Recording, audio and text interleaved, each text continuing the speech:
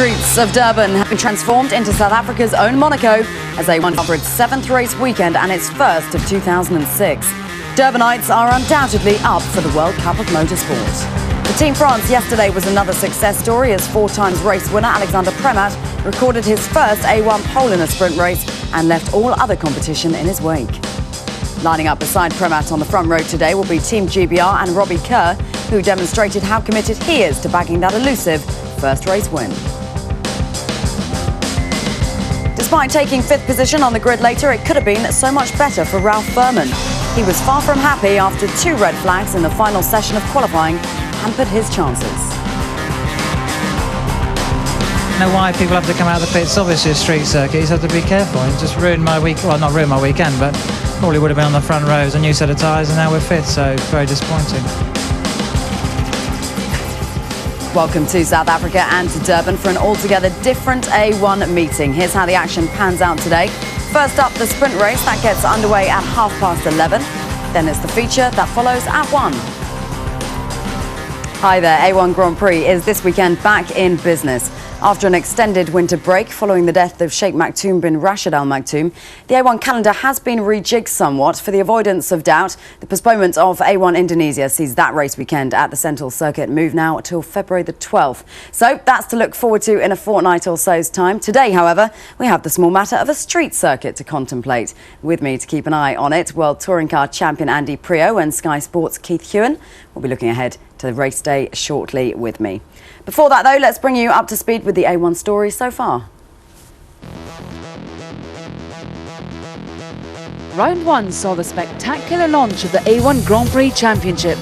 Brazil captured the first pole. The rolling start sprint race proved to be a truly international affair and saw the podium occupied by 3 continents, with New Zealand, France and Brazil. Brazil take the first win of A1GP. The action intensified in the feature race, with Team Lebanon crashing out, testing the A1 chassis to its limits. Piquet Jr. made it a double victory in front of a massive Brands Hatch crowd, with 2 new arrivals on the podium. Australia coming second and aspiring motorsport nation Mexico in third. Germany hosted round 2. After a dramatic start, France held on to open their A1 account in the sprint race. France, it's their first win in the World Cup of Motorsport. In the feature race, Switzerland showed early form before France spectacularly power boosted their way past on the circuit's long straights. The podium saw 2 new emerging stars from Great Britain and Canada. Round 3, Estoril, Portugal saw the experienced Dutch team scoring their best result to date and continued success for Team France in the sprint race. But Holland's Jos Verstappen had a rush of blood to the head and dramatically crashed out in the feature race, where Team Ireland produced an amazing overtake after a 4-way battle. This ensured Ireland had its first podium of the year.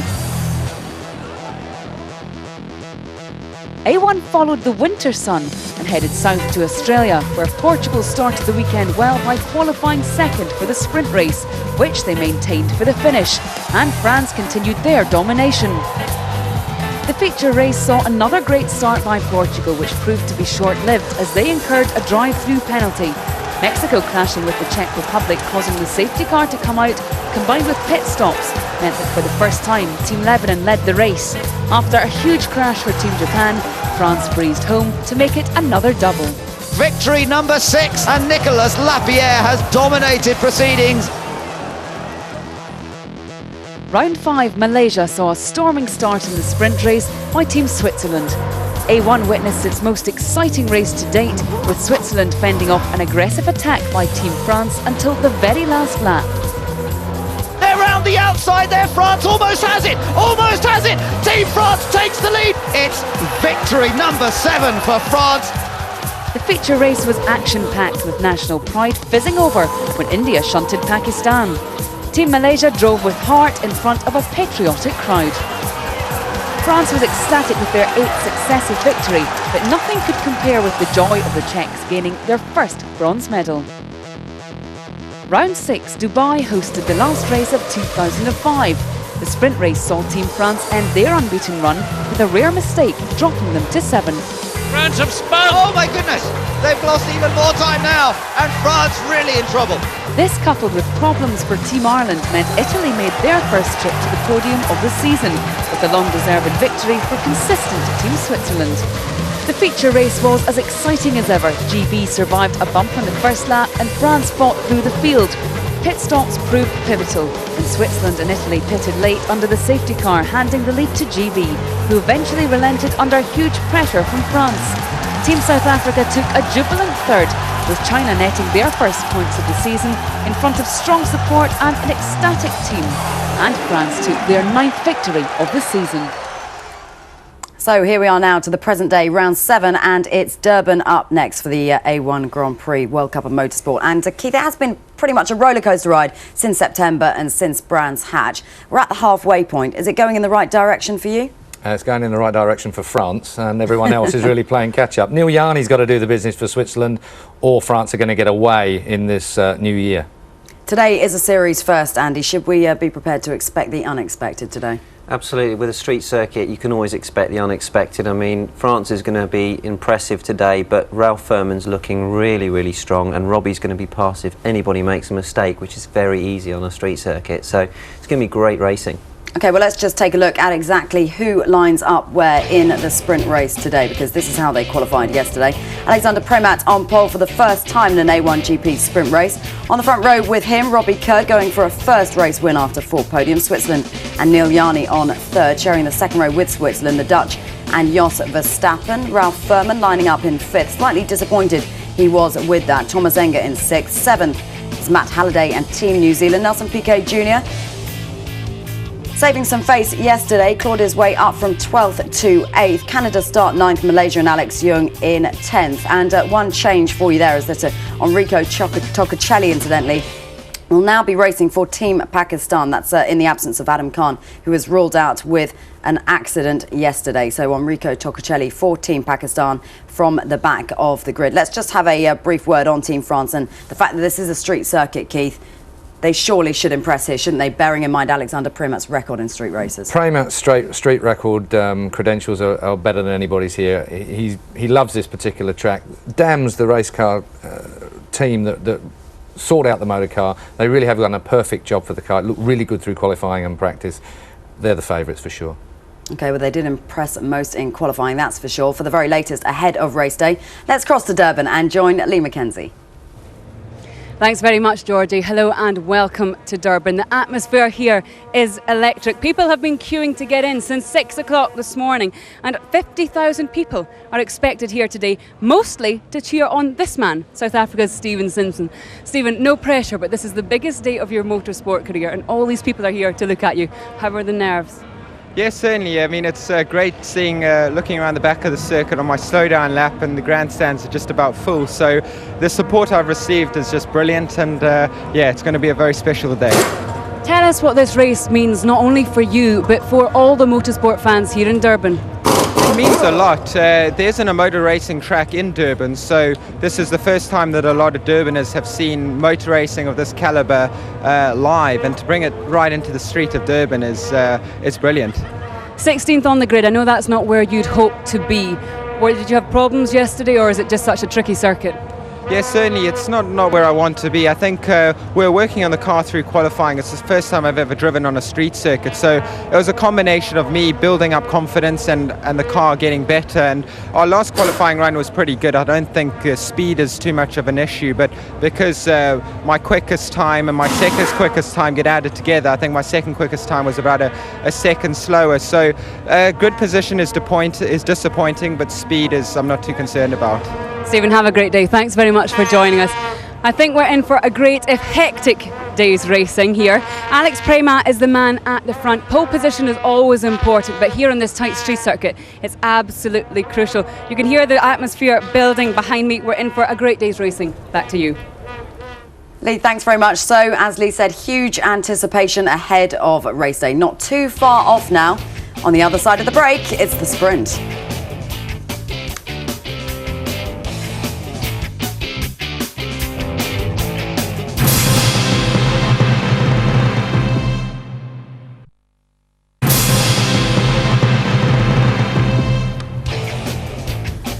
Welcome back to Durban, South Africa for a series first A1 Grand Prix about to embark on its first ever street race. The South African public up for it, the drivers up for it, as are the teams and us in the studio. Plenty to look forward to for the 7th race weekend of A1 Grand Prix. Now, there is simply no getting away from the fact that we're all a little overexcited by the prospect of not one, but 2 street races today. It is a series first and the only race weekend of its kind on the A1 calendar this season. Ben Edwards brings you a closer look at what drivers can expect from a circuit that's never been driven before.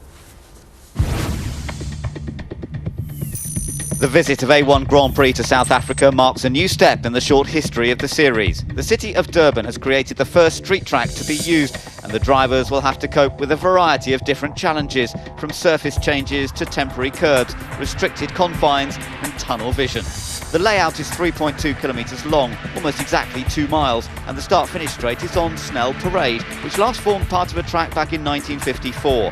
It leads into the slowest corner, a hairpin right which looks wide enough to encourage overtaking attempts in the race. This is how the approach to that hairpin looks for real. The cars will flash past the pits on the left-hand side, stream beneath the starting gantry and flash past the fans who can get up close and personal to the action. Prominent marker boards help drivers determine the braking point for the hairpin, an area that's looked down upon by apartments that could contain some of the best seats in the house. Further around the lap, the A1 Grand Prix cars can really stretch their legs. The back straight sees speeds up to 165 miles per hour between the concrete walls, and then a tricky curving braking area leading into a conventional 90-degree right-hander. The straight begins by running the wrong way down a motorway entry slip road and then widens as the cars approach the gentle right-hand curve that hides the braking zone for turn 9. Overtaking will be much harder than defending here, but we may see drivers being forced into braking too late and into the escape road. Towards the end of the lap, the left-hander around the casino seems to go on forever. It leads down to the last bend, a right-hander which takes them past the pits. But it's this previous bend that has tongues wagging amongst the drivers. From the curbs on the entry, in the dry it will be flat out, but on turning in the driver has no idea what's happening at the exit because the concrete walls create a narrow tunnel, obscuring the sightline. From there it's a question of one final corner which is conventional but has an inviting set of tyres on the outside. A1 Grand Prix is maturing. It's becoming streetwise. The track there wet, not so today. The forecast, incidentally, 27 degrees, it's overcast and humid, so the weather good for the day. And Keith, as the track does get warmer, how fast a circuit is this going to become? Well, I think the track is cleaning up every single day and every single lap that's covered by the cars. I mean, the slicks and the like are dragging all the sand, bearing in mind that's a beach road, the front straight, at the end of the day. Very green, the surfaces are quite changeable as well. There's manhole covers, there's bumps, there's ruts, there's all sorts of things in it. And they didn't get a great run at it in practice because obviously it was wet. So at the end of the day, you know, data for the cars has been very late in coming. So the teams that are particularly sorted.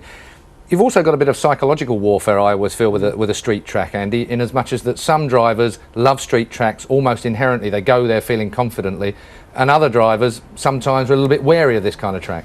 Yeah, we just heard Steve Simpson saying before that you know, he's never actually had experience around a street circuit. It's one thing driving a street circuit with no cars around you, and a completely another kettle of fish driving a street circuit with 25 cars around you. That's when it gets really difficult. Just look at that crowd, 25,000-seater grandstand stadium, and the track pretty impressive too, Keith, because it's only been constructed over the last few months or so. So how good a job have they done out there? I think they've done a brilliant job. Charlie Whiting of the FIA was out here to pass it just a few days ago. I think his recommendations were for a few more barriers, tyre walls in front of the barriers, I should say, just to make it a little bit safer. They've also changed the curbs in the chicanes because they've been clipping the front wings of the cars, and they've lowered the curves very slightly in the chicane so when they bounce through them they don't damage the cars. But apart from that, I think they've done a great job in Durban.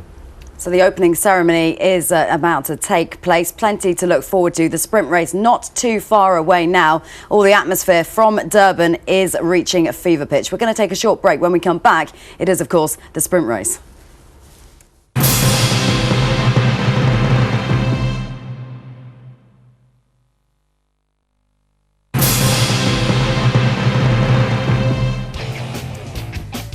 Welcome back to Durban, South Africa. The drivers gearing up at the moment for the first race of the day. Street races, of course, to look forward to later on today. And this, the opening ceremony, as Everyone's entertained and warming up for the action a little later on. Incidentally, residents in Durban have been selling their views from their balconies for up to $25,000 this weekend. There's a great atmosphere over there. And I have to say, Keith, that they are trying up for the sprint race here in Durban on the first street track to be used in A1 Grand Prix. It's the series leaders, France, who'll set the pace and lead away from pole position with Great Britain. Then Switzerland, a race winner this year already. And the Netherlands, yet to score a podium finish. This could be their first opportunity to do that. Ireland and the Czech Republic chased by New Zealand and Brazil on the 4th row. Canada and Malaysia on row number 5. Sean McIntosh for Canada, he's been competitive all weekend. Then we've got Indonesia's Ananda Mikula, Germany's Timo Scheider, then it's United States and Italy, new boy Max Busnelli. Portugal and South Africa on the 8th row. The 9th row sees Australia and Lebanon. Then it's Mexico and China, and it's a happy new Chinese year today as well for Teng Yijiang. Austria and India are back on the 11th row, and Pakistan will be starting at the very back. And remember, it's not Adam Khan in that car because he had a crash yesterday and unable to race here today. So Enrico Tocacello will be going out in the Pakistan car here this afternoon. Looking down over the grid, and with Great Britain lining up on the front row of the grid, it could be an opportunity here for Robbie Kerr, perhaps to take his first win in the series. I wonder what his team boss thinks. Let's hear from John Surtees. John, we're about to get chucked off the grid, so I better be quick. How's the feeling in the Great Britain camp? We're very optimistic. Of course, we'll be watching that first corner, but if we get round there okay, I think we can be there. John, thanks very much. Thank you.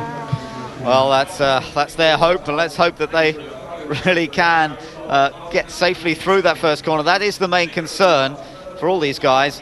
And, well, not everybody's deciding to come and watch the street racing here today. Other ways of enjoying yourselves here in Durban, the holiday city, the playground of South Africa, and that's what some people are deciding to do. Although the beach is not quite as busy today as it was yesterday. Well, of course, the beaches are very closely monitored by lifeguards and whatever, so at different times of the day, depending on the tide and other reasons. But first thing this morning, getting up out of our bed, 6 o'clock, pulling the curtains back, the beach was crowded with surfers, and that appears to be the time the surfers really want to get out on the water. Not very many now, and of course, as we get to the end of the day, they'll be probably back out again. Yeah, well, the tyre warmers are being removed from the cars now as we see the teams beginning to leave the grid. We are getting ready now for the formation lap and for this first race here in Durban on this brand new street track, just about 2 miles in length, 3.2 kilometres long, with a top speed of just over 160 miles an hour at the end of the longest straight, and then hard on the brakes. Quite a few second gear corners, the sort of thing you tend to expect on a street course. 2 corners that are sometimes taken in first gear, very, very tight. And on the opening lap, there's no doubt going to be some sort of trouble, some sort of incident at either or both of those corners. And then they've got that fast sweeping left-hander to deal with around the casino. Big challenge coming up for all these drivers. Some of them have raced on street tracks before, but several have not. Well, it's a bit of a leap in the dark, as you said, Ben, for a number of the drivers here, and hopefully they've been spoken to by their teams and just counselled and told to take it easy, because nobody wants to see an incident, and most of all they want to get everybody through to the feature race. It would be a great shame if cars were damaged and consequently couldn't take part in the 40-lap feature race. So just prudence, please, guys, take it easy. I know you're all racing drivers, you all want to win in the first corner or the first lap. Well, you never win in the first corner of the first lap. All you can do is lose.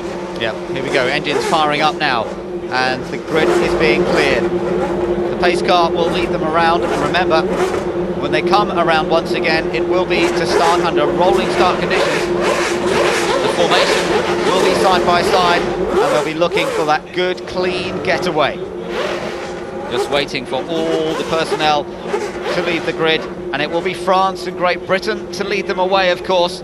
The French looking for yet another victory. They're looking for win number 10 in A1 Grand Prix. And as the safety car moves away, they will then be given the signal to get going. Watch out for Jos Verstappen, who'll be starting from the second row for Team Netherlands. There's the green flag being given. They can put a bit of rubber down, but it's not very relevant because it's a rolling start, remember, when they come back around next time.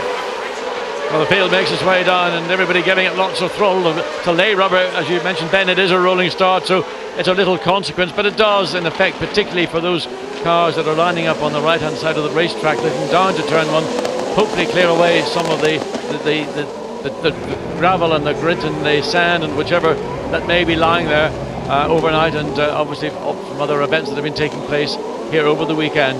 Yeah, there's been a support program. We've seen the debut of the A3 series as well, a junior single-seater class that's been racing here this weekend, and one of the South African members of the A1 South African team, Gavin Cronje, was going very, very well, won the race yesterday. But as we watch the A1 cars now heading around, they're coming up towards turns 3, 4 and 5 to braking on a corner into this one.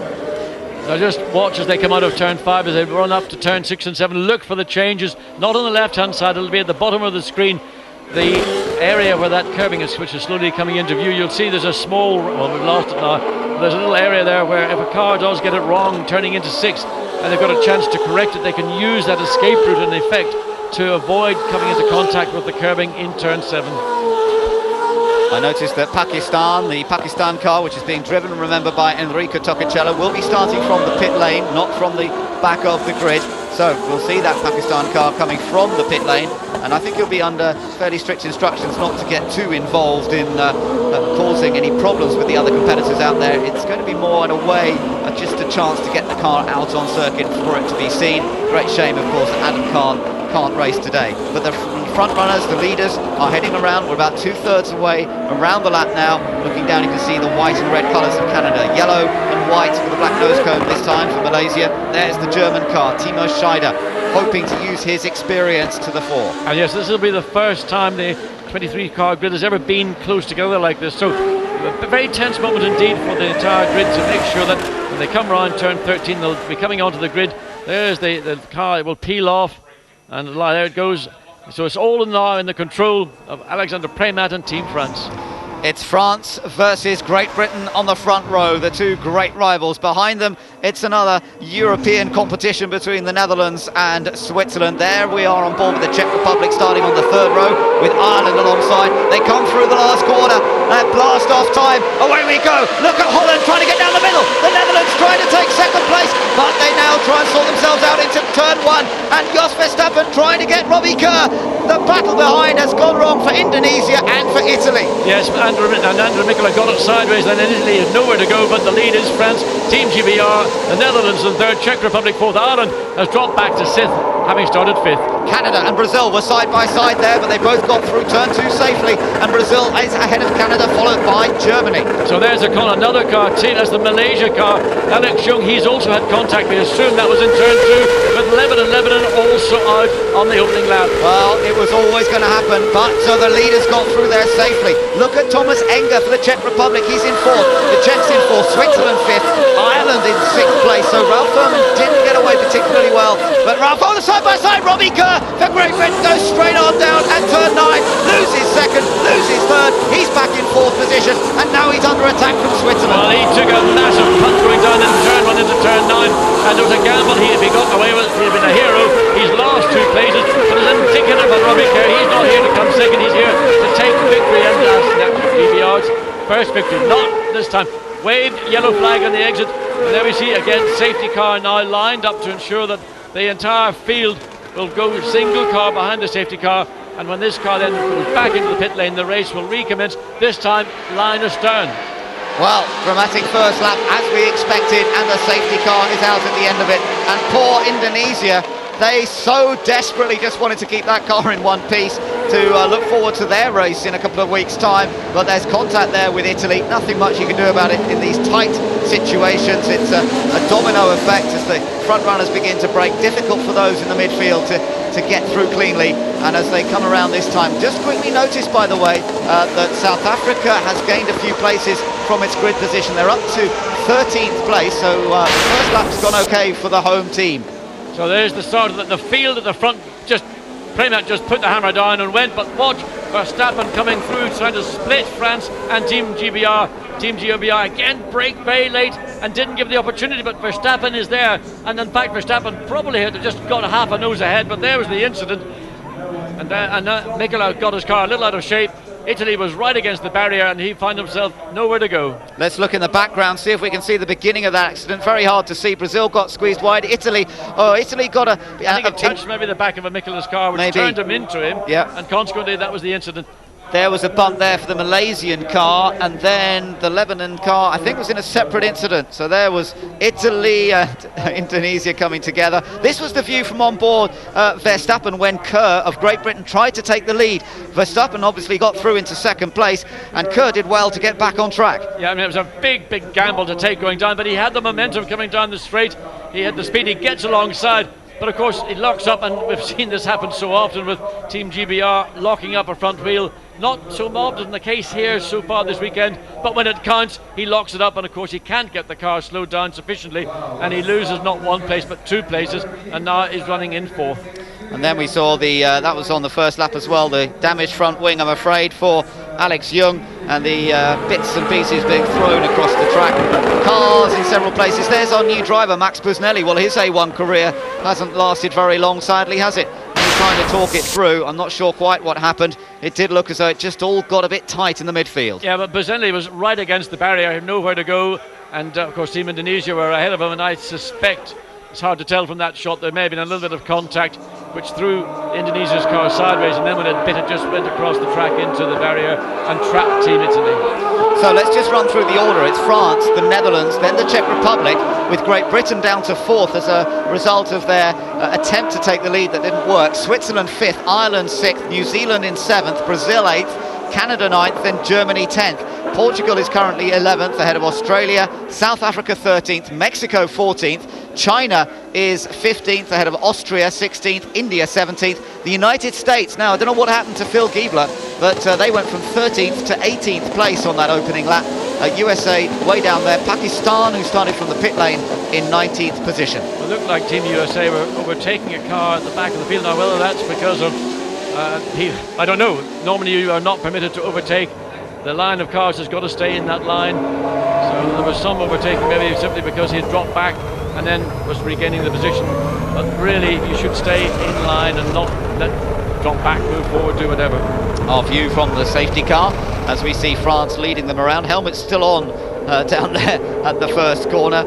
And let's hope that the cars can be repaired for the second race, for the feature race, as they marshals go to work. There's some 180 marshals here this weekend, and they've been drawn from all over South Africa, with a long distance to any permanent race facility to here in Durban. They haven't had many locals who've got marshalling experience, but they have brought in very experienced marshals from other parts of the country. They do, and there's a lot of motorsport taking place throughout South Africa, be it two wheels, be it four wheels, karting, whatever. So they just simply drew on the expertise and experience across the country, and they were all no doubt delighted to come down to Durban for this inaugural street race with A1GP cars racing this first race. Again, you see what's going on. I don't know what Australia and USA are doing. They're not meant to be getting alongside each other. That is not what running behind the safety car is all about. No, that's right. Everybody concentrating on trying to keep their tyres in good shape, trying to keep them clean, staying on line. And of course there's a bit of bunching going on as they follow the safety car around the lap. France got away very cleanly, John. I mean, they did everything they had to do from that inside position. Really were under attack from Great Britain, and I wondered for a while whether there was going to be a problem between the Netherlands and Great Britain, but they managed to sort themselves out. Yes, they did. They got very close together, but did a very good job, Netherlands and Team GBR. They gave each other sufficient room to work, and that's really all you can ask of drivers in a racing situation, especially on the opening lap into turn one. It was a battle for second place, and it stayed with Team GBR. Unfortunately, Robbie Kerr threw it away with a very audacious move down the outside coming into turn 9. There's been a reclassification, I noticed. You mentioned the USA car was moving up. He has actually gone past a few, and it may be that he's been told by race control that he can do that.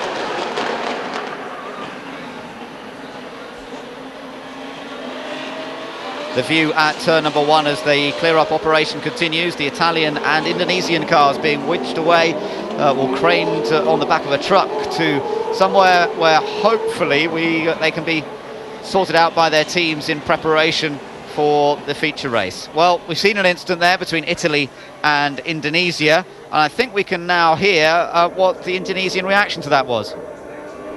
John Allen, team manager for Indonesia. Any idea how badly damaged the car is? Well, obviously not at the moment. As soon as we get the car back, we can assess the damage, see how quickly we can repair the car, and see if we can get it out again. How confident are you that the boys can do a job and put the car together no matter what the state is? Well, it really does depend on the state of the car, but the guys will work really hard to get it out, and we've got all the bits we usually need, so we'll see what we've got to deal with. And Nanda's done a good job though this weekend, hasn't he? Yeah, he's done a really good job. It's a shame when all the effort and the work the driver and the guys have put together comes to a stop at the first turn, but that's the way it goes sometimes. And you've got a chance of putting it right in the next race, hopefully though. Well, we hope so. We'll certainly be trying, that's for sure. Good luck, John. Cheers, thanks a lot. The Lebanese car back out on circuit, so Basil Shaban, despite that little mishap, didn't go off track, but he came to a stop. They've got that car going, so he's now at the back of the queue there. USA now being shown as 12th, so whether there was some situation under the safety car where he suddenly lost some places and was allowed to regain them, it does appear to be that way. And just watching that replay once again, it certainly looked as though maybe Italy was trying a bit down the outside and Indonesia just well, I mean, looking at it, I suspect that Mikola was actually moving from right across to the left and probably wasn't aware of the proximity of Italy, and it was, if you want to apportion blame, the blame really was more with Indonesia in this instance, because Italy was there and it had nowhere to go. It had the barrier on the left-hand side, and it was a closing gap, and the contact occurred, and I would put it down to Indonesia on this occasion.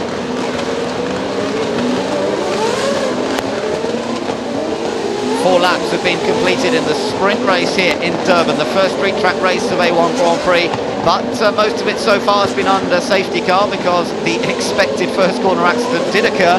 Not amongst the leaders, they got through safely, but in the midfield there was an accident between Italy and Indonesia. One or two other little mishaps that sorted themselves out pretty much, but those two cars did need to be sorted out. Now remember, although this started out being a 20-lap race, there is a maximum duration of 30 minutes, so we will keep an eye on the clock to see how long we've got to go. 16 laps at the moment, but we've already used up nearly 10 minutes for this race. Yes, well, just looking at the clock, we've got 14 minutes and 17 seconds remaining of this race, so it's going to be a very short sprint race, certainly not the 20 laps that it was initially intended to follow. Right, towards the back of the field, we can see the Pakistan car there, the green and white colours, with new sponsorship on the car as well this weekend. But remember, it's Enrico Toccocello who's driving. It's a real one-off situation, this, where the other teams have been asked, is it okay if a non-Pakistan driver brings the car out, because we really want the car on track and our man is injured, and the other teams have agreed to that. And so Enrico Toccocello is at the wheel of the Pakistan car. I don't think you'll see him getting involved in many big dices. I think he's under fairly strict instructions to behave himself. Yes, he's got Basil Shaban of Lebanon behind him, so he'll probably just let that car go through and continue in its race, and he'll run behind, capable of running, in fairness, a lot quicker than Lebanon could do. Nonetheless, I think that's what will happen with the Team Pakistan entry. Interesting to see that of the power boosts still available, France still has 3 of its 4 allocation in the sprint race. Netherlands has already used 2, and as we get ready for this race to restart, let's see if we find out who's going to use power boost. The Netherlands going for it. The Netherlands, Jos Verstappen using the power boost, so are the Czech Republic, so is Great Britain. France not bothering as the green flag waves, racing restarts. France leads, Netherlands second, then the Czech Republic. Ireland under attack there from New Zealand, Brazil in behind, then Canada, Germany, the United States, Portugal and Australia, and so far so good around that hairpin. Yes, everybody seems to have got around it cleanly. Delighted to say it was Portugal trying to find a way past the USA into turn 2. There is really no way that you can make an overtaking manoeuvre into that particular corner. It's going to be a bit follow my leader through this section of the track, no doubt about that. Alexander Premat leads for Team France, but Jos Verstappen is right there with him in the Netherlands car, and up there in third place the Czech Republic, gaining after Great Britain went for that move on the opening lap. Great Britain quite fortunate not to have damaged the front wing when they travelled over the curve down there, but Robbie Kerr's car looks to be in good shape. The Czech Republic closing right up to the tail of Team Netherlands as they come into turn 9, and Germany, USA start up to turn 9 into 10. The track goes much narrower than the entry into 10, and there's that quick right left through 11, then the long left hand corner, turn 12. Portugal looking threatening on the back of the United States there. Portugal was a little disappointing in qualifying compared to the pace they'd shown early in the weekend. Look how Verstappen's being ganged up on by both the Czech Republic and Great Britain. It's the Czech Republic are the ones that are on the roll. I think Thomas Enger's got pace. He's certainly quicker on the turn part of the lap than we thought. Look, Team GBR once again goes wide, tries to make the cut back as they come out of turn 1, but unfortunately not sufficient room to be able to get a pass. Big bump there as they come down towards turn 2. We've seen a couple of mistakes here and people ending up in the barrier on the outside. So far so good in the race itself. Turn 3 and Great Britain still tucked in behind the Czech Republic car, which we're riding with now. We're in 3rd place with Thomas Enger. The view ahead is the orange car of the Netherlands. They've got their best possible result, or best result of the season, in their grasp, have the Netherlands, but can they stay there? Watch Team GBR now right on the gearbox of the Czech Republic. We've seen Robbie Kerr do a brave move down the outside into turn 9. Will he try something similar? He's not close enough, nowhere near as close as he was to France on the opening lap. 160 miles an hour between the concrete walls, 6th gear, flat out down this section of the track. And to try and outbrake at the end, you need a lot of bravery. It's what Robbie Kerr attempted on the first lap, and it didn't come off. Looking at the USA, still with Portugal behind, then Australia and South Africa.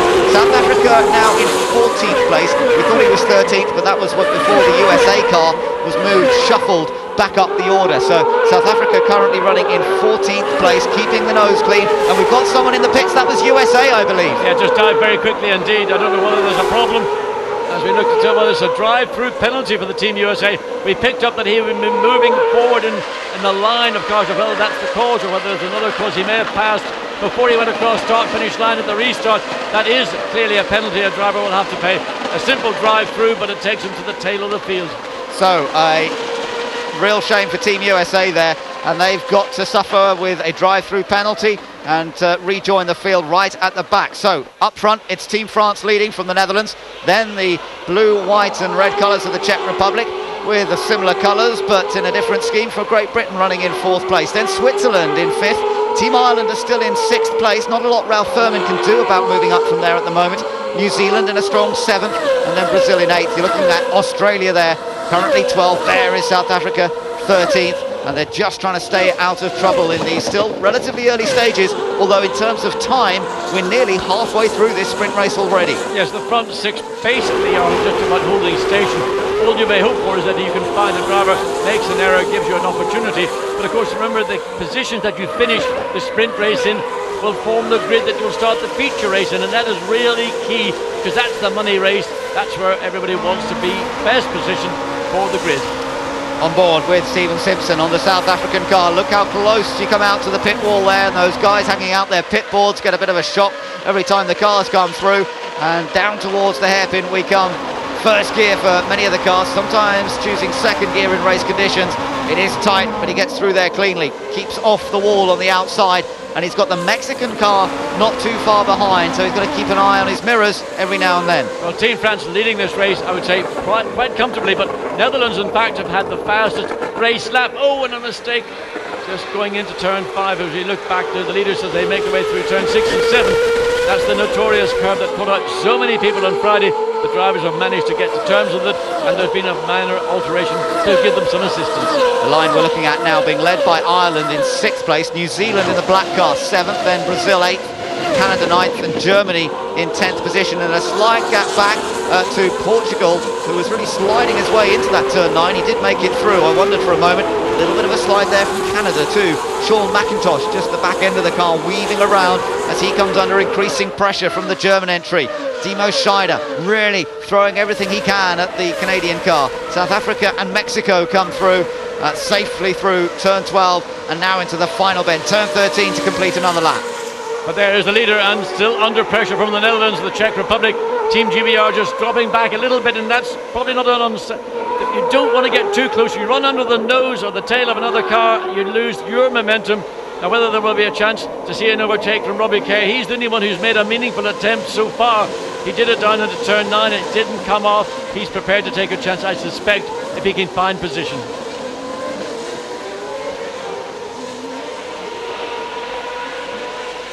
A new fastest lap now for the Czech Republic, as you can see, a 1:19.7. That's a good lap from Thomas Enger. He's running in 3rd place currently, chasing after the Dutch entry with Jos Verstappen at the wheel. But France still dominating this, controlling the pace at the moment. I'm sure they're probably not pushing as fast as they can. They've got that lead position, the control position, and Alexander Premat's now trying to pace this race. Well, the beauty of leading a race, particularly on a street track, is you've got nothing but clear track ahead of you. That is, of course, until you come up to lap some of the slower cars. But he can run the pace, he can pretty much dictate the pace. He doesn't have to go flat out literally every part of the racetrack. He's only got to be competitive on the parts of the racetrack where you can be vulnerable, such as you come onto a main pit straight and going down into turn one. But you can see sufficient clear air between France and the Netherlands, so there is no threat to France's lead. On the Power Boost Stakes, you can see that quite a few cars don't have much left. France does, but most of the guys behind have used plenty of their Power Boost opportunities already. Netherlands still has one left. South Africa there, just having a little look, not a real overtaking attempt, but getting very close now to the back of the Australian car. So these two countries are fighting hard. It's Will Davison driving for Australia, and of course it's Stephen Simpson behind the wheel of the South African machine. And they're running in 12th and 13th place. Yep, and just outside the points, remember you get points down to 10th place. Currently that means Germany is the last point scorer. They're running just a little further up the road, with Portugal as well between them and these two who are fighting away for position. Watch as the race progresses, whether the balance changes on the cars, whether any of the particular cars start sliding anymore. And they've got plenty of power boost left. They don't need to use it because no one is sufficiently close to give the opportunity, that extra 50 horsepower. There's no point in wasting it. You may get a chance later, so keep it in reserve. Yep, they're waiting for their opportunity to make the most of it, but Australia's just eased away again on this last lap.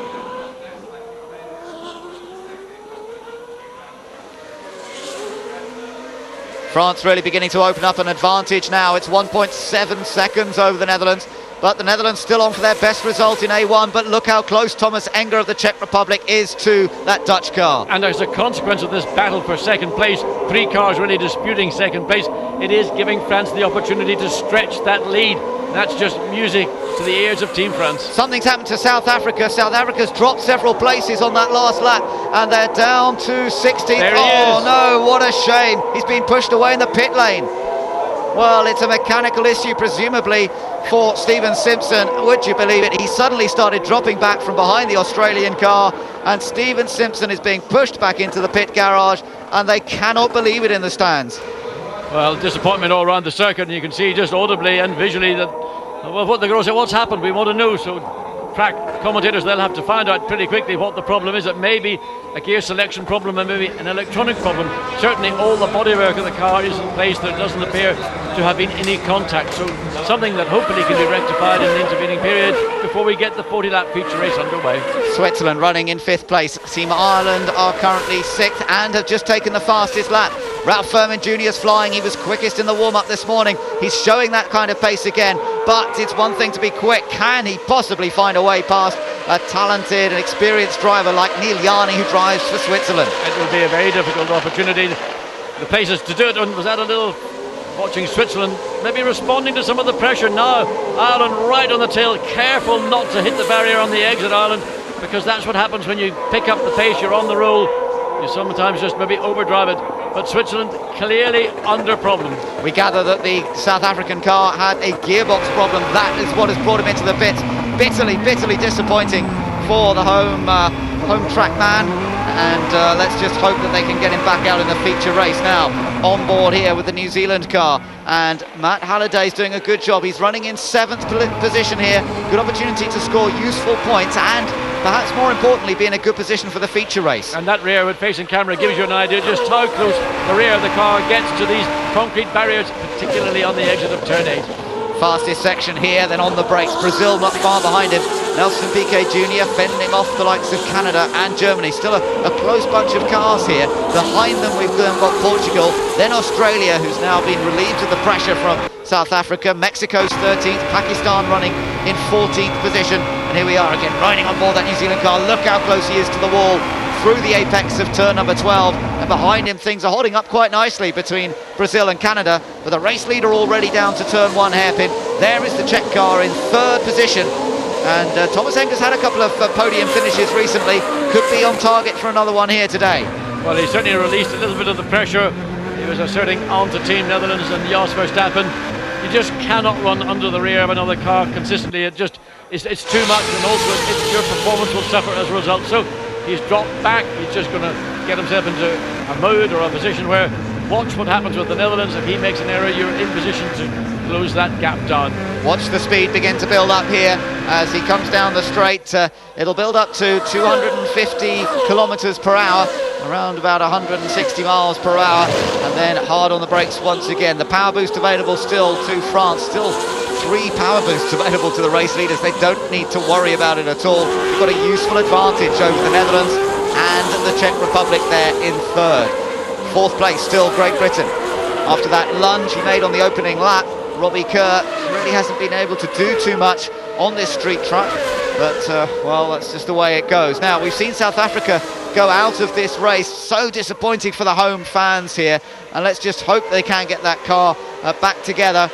There's no one for them to cheer on now. They'll have to switch their allegiance. I bet there'll be a lot of people cheering for the Netherlands car. They're running in second, and we've got an opportunity now to hear from the Chief Executive Officer of the South African team. Dana Cooper is down in pit lane. Let's hear what she has to say about it.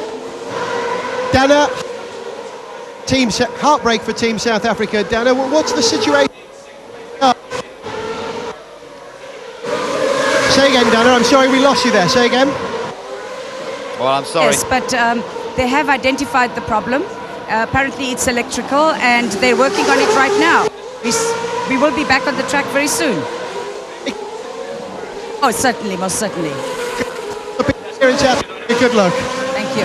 Well, sorry about the break-up on the sound there, but it's good news to hear that they reckon that they can get it fixed. So the team rushing around the back of the car to make sure maybe they can even get him out in this race, just to do a couple of laps and make sure they have fixed the problem. There are 6 laps to go and 6 minutes to go. So we're not quite, I think, going to get all 6 laps when they're lapping at around 1 minute 20 seconds.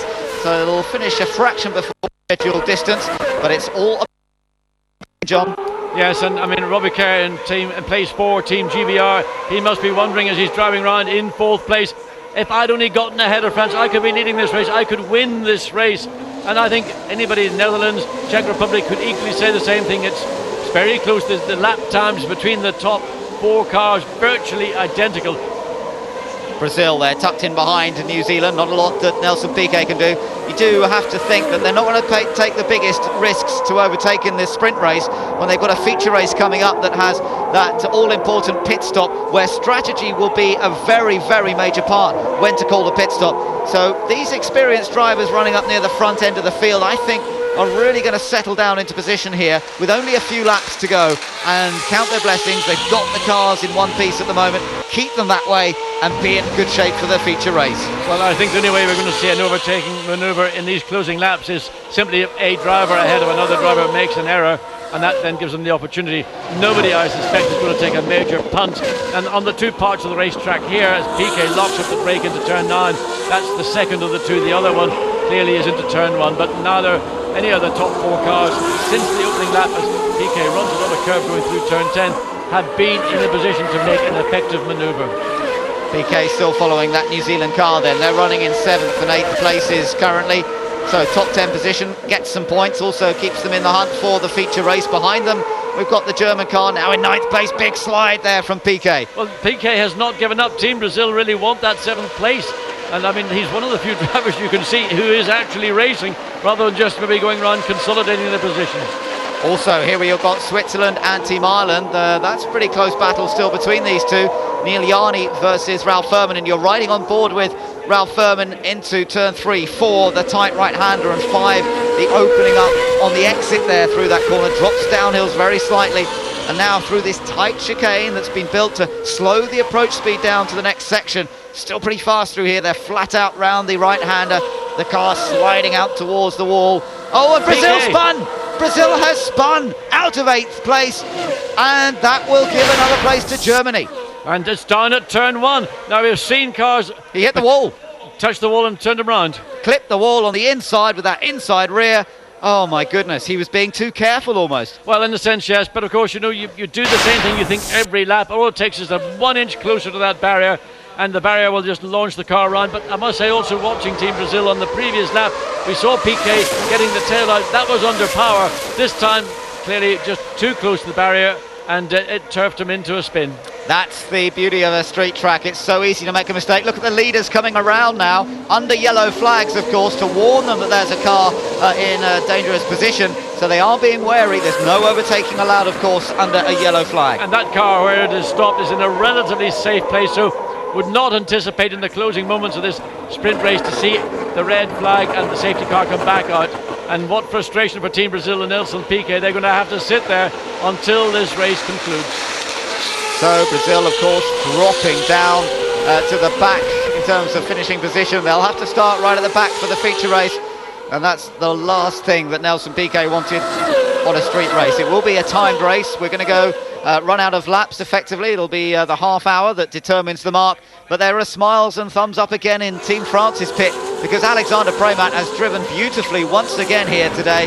He's getting ready for what will be his 5th win and France's 10th win in A1GP, despite coming under attack from Great Britain in the opening lap. Well, he did what he had to do into turn 1, and in a sense he lucked out into turn 2, but he took the centre of the track while that offered up the opportunity for an overtake. It was just too much, and Robbie Kerr, he just took too big a bite of the cherry and lost out. But he went for it, and that's a good marker for Robbie Kerr. He doesn't give up. He didn't want to settle for 2nd place. He always is prepared to go on the attack. He's had to settle for 4th. Yeah, I know, that is the downside. That's the downside. When you make a lunge like that and go for it, you can often come off worse. So that's the choice you have to make as a racing driver, and maybe Robbie will kick himself afterwards. Here we are, great overhead view as they head round another lap, 3, 4 and 5. That is that tight section, and yeah, it's all getting a little closer together. Premat pacing himself quite carefully, I think, at this stage. Well, he's dropped on the last lap just under a second to Team Netherlands in 2nd place. Now let's have a look and see Team USA as they come out. Well, there was something obviously happening round. Oh, there it is, and China clobbering the wall. Left side rear, left side front, and a nose. Tanguy Zhang. Oh, and Lebanon Basil Shaban, and again rear suspension damage. And he comes around the where and ought to have been waved yellow flags. Whether Basil didn't see it, clips the rear ring assembly of Team China's car. Lucky that wasn't a more severe contact. Nevertheless, damage now to both cars. Yellow flags, I think, were being waved, and I think Basil perhaps just came in a little bit too fast. And of course, unlike the earlier spin when Piquet was off the racing line, that car is absolutely bang central on the racing line. And look, South Africa have repaired their car. They're back on circuit. And the reason they've gone back out is A, they've repaired the car, but secondly, he will finish this race as a running car, and therefore he will not start at the tail of the field in the feature race. No, it's very, very crucial to get him back out, and I think he had the message there to be careful, because he was very tight to the inside there. France still lead. We're on the final lap now. This is the last lap. The checkered flag coming out in a moment, but will there be any more mistakes or any more changes on this final lap? Well, they're all coming up to turn 8 where the incident occurred, and of course this field is closing down. Alexander Premat will have to be careful. There's the waved yellow flag coming into turn 8. Anybody behind may try and take advantage of that by getting a good and the Czech Republic clipped part of the bodywork, the carbon fibre, from the rear of Team China's car. He might have thought, look at this attack from the Netherlands, attacking France for the lead. This is for the lead, and Jos Verstappen's trying to take the lead on the final lap. Can he get around? Oh no, they hit, and Great Britain just gets through on the inside there. Unbelievable motor racing when it counted. I said watch Jos Verstappen and Team Netherlands trying to take a run off turn 8. He did it. He fought Team GBR. Now they're the beneficiaries, back up to where they were as they went into turn 1 at the first lap. I think the Czech Republic may have a puncture, because Great Britain now is 2nd and he's attacking. Can he get past in the run to the flag? Robbie Kerr is going to finish in 2nd, right behind the French car. And where is the Czech car? I think the Czech car picked up a puncture. It clipped the back of Team China, certainly got a bit of carbon fibre somewhere. Now we see 4th, 3rd for Switzerland, 4th for Ireland, and the Czech Republic nowhere to be seen. Well, they just crossed the line there actually, John. The Czech Republic did get home in 5th behind Ireland. So what a dramatic final lap. It's France who win. Great Britain 2nd by 0.2 of a second. That's the Czech car, which finished 5th there. He clipped, as you say, the back of, either the back of the car or the debris. Well, I think he clipped the back of the car. There were wave yellow flags. We knew that everybody was going to take a chance, because that was the last opportunity on the last lap to make a positional change. Jos Verstappen tried it. But let's watch this all again somewhere along the line. Here we see, this is after they got down into turn 9, side by side, both trying to give each other room to work. but inevitably the back end gets away and the dirty part of track contact. Now I wondered, did that puncture the left rear of France? It certainly damaged it. Verstappen nails it, gets the car moving. Robbie Kerr has to go one way, then the other way, and then of course Czech Republic, we'd lost that car somewhere coming down. There's the view looking from turn 10 down to turn 9. That was a hefty contact. Well, and in the background, look, you saw Kerr get past the Czech because car. the left rear on the Czech Republic's car is already flat. Wow, what a way to finish. Verstappen was on for the Netherlands' first podium finish. He went for the win. Watch it again. This is how it happened. Yes, and it comes down the outside just as Robbie Kerr did on the opening lap. Side by side, there's not an awful lot of room. The trouble was the dirtier part of the track allowed the back end to get sideways. He tagged the left rear of Team France. He then gets it into first gear, just nails the throttle.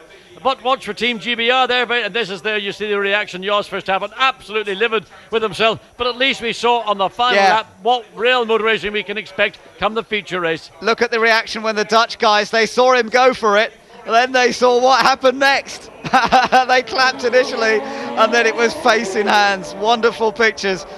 And we've got the Dutch commentary team just beside us, and they've gone from elation to disappointment. Jos Verstappen, well, the man is a racer. He did what he had to do. He got the run coming out of turn 8 down to the fastest part of the circuit, got alongside Team France, but of course he was on the disadvantaged side, turning in there. Czech Republic. No, Lebanon. Lebanon. Oh. Yeah, the Lebanon car. Remember, he did clip China as well. He clipped the Chinese car, so that's what caused his puncture. But my goodness, that was very dramatic. And I'm sure the teams would have got on the radios to warn those front runners about the spun car. Well, they may well have done so, but there are waved yellow flags up there. But of course, being racing drivers, they thought the opportunity to exist will offer itself up down the quickest part of the straight into turn 9. But damage to Team France's car, that left-hand corner was covered by the Netherlands. And that team will want to get the car back in it quickly and just check out, because the suspension geometry, the line of the car, is critical to a car's handling. Well, that was a scare for Prematt, wasn't it? Because Robbie Kerr really was able to challenge in the last couple of corners and almost had him on the line. Prematt either had a problem with the car, as you say, because of being hit by Verstappen, or he was just being very cautious, but Kerr closed right up to him. Well, the contact was sufficiently severe that it may well have damaged one of the suspension links in the bottom rear of the car. It could have even broken it. That was the extent of the shunt. Robbie Kerr couldn't believe his luck. Everything came to him. He lost the opportunity to take the lead in the first lap. He dropped back to 4th place, and then the two cars that had overtaken him when he had made that brave move down the outside got it all wrong, and there he was back in 2nd place. And literally, had the race been another lap, I think Robbie Kerr would have overtaken France and won his first race for Team GBR. Well, what a dramatic end to that race. Switzerland ending up with the 3rd place, with Furman in 4th. Bit of luck for Ireland for a change. The Czech Republic out of luck. They ended up 5th. Then New Zealand, Germany, Portugal, Australia in the points, as was Mexico, which is amazing because they didn't really qualify very well. Enrico Tococello did a good job for Pakistan, standing in for Adam Khan. He finished in 11th. Sean McIntosh lost out a bit towards the end. I don't quite know what happened to him. USA 13th, then India, Austria, the Netherlands 16th after all that. Lebanon 17th, then China, Brazil, and the people in trouble. Simpson did get back out towards the end. Mikola, Busnelli and Jung. Indonesia, Italy and Malaysia, of course, all had their problems on the opening lap. Last lap drama in the extreme in Durban in the first of A1's street races. Reaction and analysis to this next.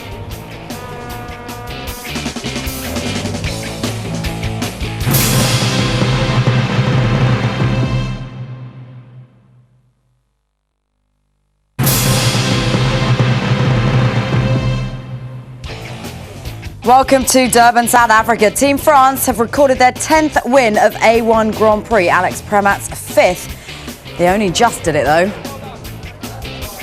Nail-biting stuff in Durban. Last lap drama is perhaps the best way to put it. We'll have a look at it in a moment, but we'll also bring you right up to date as well with exactly what happened and how they will line up for the feature race, due to get underway a little later on. This is how they finished. Alexander Prematt, the 10th win for Team France in the series, on pole, having finished 1st in the sprint. Great Britain alongside him on the front row. Switzerland and Ireland follow. Ralph Furman should be a little bit happier with himself after that sprint race success. The Czech Republic in 5th, New Zealand in 6th, and a whole host of others there further down the pecking order who'll be hoping to move their way a little further up too.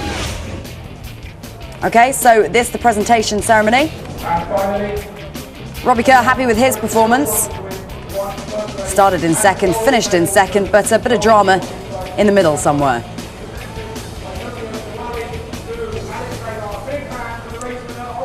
Well, let's get the boys' views in the studio. Keith Hewen and Andy Prio joining me to react to that. It was last lap drama, wasn't it, Keith? Well, you got to say, I mean, Josh was the guy I was looking for since qualifying yesterday. I really thought that this would be a track for him. But in the end, I mean, I don't know how or what he was thinking of doing. It was almost like we couldn't pick that last turn up early enough to see whether Pramac had got any kind of a problem or was a bit slack out of the turn that launched them into that passing position that Jos Verstappen was trying. But round the outside on a narrow street circuit, that takes something quite big. Absolutely, very gritty performance from Jos. I just love his driving style. He's an opportunist. You know, you don't have time to think about it. It's purely intuitive move, and he really made it. You know, he nearly made it stick. He got into the dirty part of the track, and that was it. Game over. But really fantastic to watch. Andy, you were slightly concerned at the beginning about how a rolling start would work in tandem with a street race combination. Was it with good reason? Yeah, I mean, it's always a bit of a worry if 25 cars arriving at the same speed, but it was a very, very controlled start. But as you see, Keith, there's a lot of jostling around there. Well, I think Neil Yarni was the one that was the guy who fell backwards in that particular start. As we look now at Italy and Indonesia. Indonesia really giving the Italian driver nowhere to go. Poor old Max Bushnelli, he found himself with no place to go. But again, Pramac off the inside, where it was the slippiest part of the course coming down to turn one. Of course, pole position being on the inside. And this one here, Alex Young, just tags the rear end of Nelson Piquet as they go through turn one as well. So quite a number of mistakes, nothing to do with these two. I think they just hurt themselves together. What do you reckon? Indonesia squeezed him a bit too hard? Yeah, squeezed him completely, and they ran out of road. And so there's Robbie out braking himself there, which is a really disappointing. But luckily, towards the end of the race, he got it back. But you know, I think he just lost his braking zone, Keith. But perhaps he could have won the race if he hadn't made that mistake and if he'd bided his time. I know we can always say if. This particular manoeuvre, of course, round the outside. I mean, what did he do there, Andy? I think that he just basically was surprised by the French car slowing a bit early for the corner. He played it defensive, and Robbie went around the outside and got his braking a bit wrong. He was very lucky not to tag the wall. Gave Jos Verstappen a bit of an opportunity there, and also Thomas Enger. Now then, we're looking at Alex Young with his front wing after clouting the rear end of Nelson Piquet. That was nothing left. Of course, a lot of carbon fibre all over the track here. Did take their time to get these cars off the track, I felt, a little bit as well, which slowed things down a bit. But this, a mistake by Nelson Piquet. I mean, you said you expected more of this. I did. I'm really surprised. These cars have got very wide rear tyres. I'm surprised more and more drivers weren't in the wall, but it's so easily done. You just go that little bit close to the wall and around you go. That's just missing the turning point, getting on the dirty part of the track. And this, then you come around, you find a car broadside in the middle of the road. What do you do? Very difficult. It smacked his bum, so the Chinese car parked, and as you can see, Basil Shaban just giving him a little spank along the back there, and nothing that anyone can do. But that left a lot of debris on the track. Now we're seeing this was just outstanding. Jos Verstappen, he'd got no other chance other than to try and fold Pramac, and almost made it pay. He nearly won it, and what a start, what a racer. I mean, absolutely brilliant to watch. But you know, Jos is experienced, and he used that opportunity to try and win the race, and I'm actually very impressed that he went for the win and didn't settle for second. And you know what, I thought he'd actually managed, I would say this about somebody of the standard of Jos Verstappen, he's got his foot straight on the throttle there, trying to spin that back into second place, but only just missing Robbie Kerr in the moments beyond. So Jos Verstappen not happy with himself, I suppose, but you got to go for it when you're a racer. This makes great spectating. I mean, look at this commitment from this guy. It's a 160-mile-an-hour entry, and the guy's trying to go around the outside, but you know, it didn't quite stick. And unfortunately, with Jos, probably this has happened a bit too much in his career. Do you think Pramac had backed it off just a little bit coming down into the closing stages of this race, and Jos saw his opportunity at the last seconds? I think he was a little bit relaxed, and Jos was looking dangerous right from the start. I mean, on the start, he really made a great start. You know, he was ready to pounce at any time, and I just admire his determination and his grit. Change of form there for the Verstappen team. They were ecstatic that it was having a go, Georgie, and then all of a sudden it was tears. How impressive, though, was that drive from Thomas Enger, did you feel? I think Thomas Enger did what we thought he would do here. I don't think he overperformed. I don't think he underperformed as far as we're concerned. He didn't have an opportunity to make a pass. In the end, he picked up a load of debris, which wiped out any opportunity he may have had in the last couple of corners. So debris on the track, it just cuts tyres up. I mean, carbon fibre is just a nightmare when it digs in. So certain drama in the final stages of that sprint race. 1, 2 and 3 have been speaking to Lee Mackenzie. Here they are. Congratulations, Alex Prema. I think it's congratulations. Tell us about that last lap. We've just heard from Jos Verstappen. How did you see it? Yeah, so the last lap was really hard to finish this lap because I have a contact with Jos Verstappen in the corner 9 because the corner before, the corner 8, it was a China car, and so he was in the hole, and so I couldn't really safe to don't touch the China car, and so Jos Verstappen come very close of me, and so when he overtake me, I sliding a little bit on the gas, and so I touch him and him also, and so after the last corner was really hard with Robbie car because I don't know my suspension in the left rear, and so I finished, so I am very happy, but I think the decision of the marshal was not really good 2 laps ago. How damaged is your car for the next race? No, the car will be okay maybe for the second race, so we will see. Robbie, it was so close for you. Just talk us through how you saw it. No, Jos had a good go at overtaking Alex, and unfortunately Thomas also picked up a puncture from the China car, which put him out, and catching Alex to the last 2 corners. It was close, but it's second position and not one to be chucked away lightly. And it does give you and Team Great Britain a great position for the start of the feature race. It does. We're in a good strong position, and the feature race is the sprint race is anything to go by. It's going to be really close, and it's all going to come down to the pit stops. Neil Yanni and Team Switzerland, the race had all been quite civilised until that point. Where were you in amongst all this chaos? Well, I took actually quite a good start, and then Jos did some quite brave move, I would call that, which put me in trouble, and I fell back to 5th position in the end. And I just stayed there to see what happened, and was waiting maybe something happens in the front, and something happened, and I could again get back to my starting position, 3rd position, so I'm happy about that podium. Sensible driving, but how difficult for a driver is it to keep out of trouble out there? Oh, it's quite difficult, especially on the start. I mean, I fell back to 5th just because I stayed out of trouble in the end. And during the race, you just have to concentrate, not doing any mistake.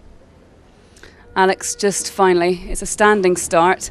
Great Britain, France and Switzerland. Who should we have our money on getting into that first corner?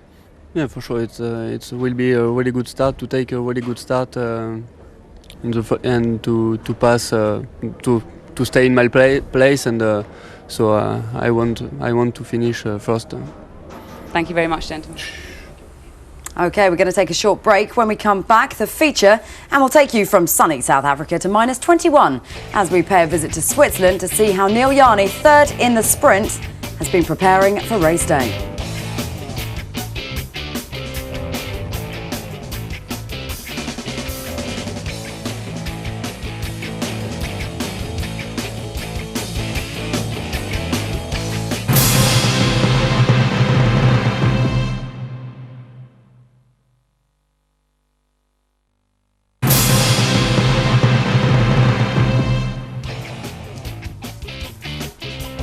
Welcome back to Durban, South Africa for A1 Grand Prix's first race weekend of 2006. So far, it's living up to expectation.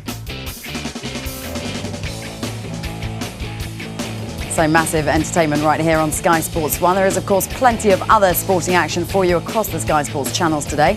4th round of the FA Cup Championship side Wolves take on Manchester United. That's at 3:30 on this channel. Then later, double header of Spanish football from La Liga. Real Mallorca face Barcelona, followed by Celta Vigo against Real Madrid. That's from 6, also on Sky Sports 1. And A1 back in 2 weeks' time with a rescheduled Indonesian Grand Prix. Join us at 7 in the morning, Saturday, February the 11th for qualifying, and at 6 a.m. on Sunday, February the 23rd for race day from the Central Circuit. Now, most drivers looking to acclimatise to South African weather conditions ahead of this weekend might have spent some time in the sauna sweating it out. Not Neil Yanni, Team Switzerland's driver, prefers to do his training on the mountains near his home in Jens. Here's more.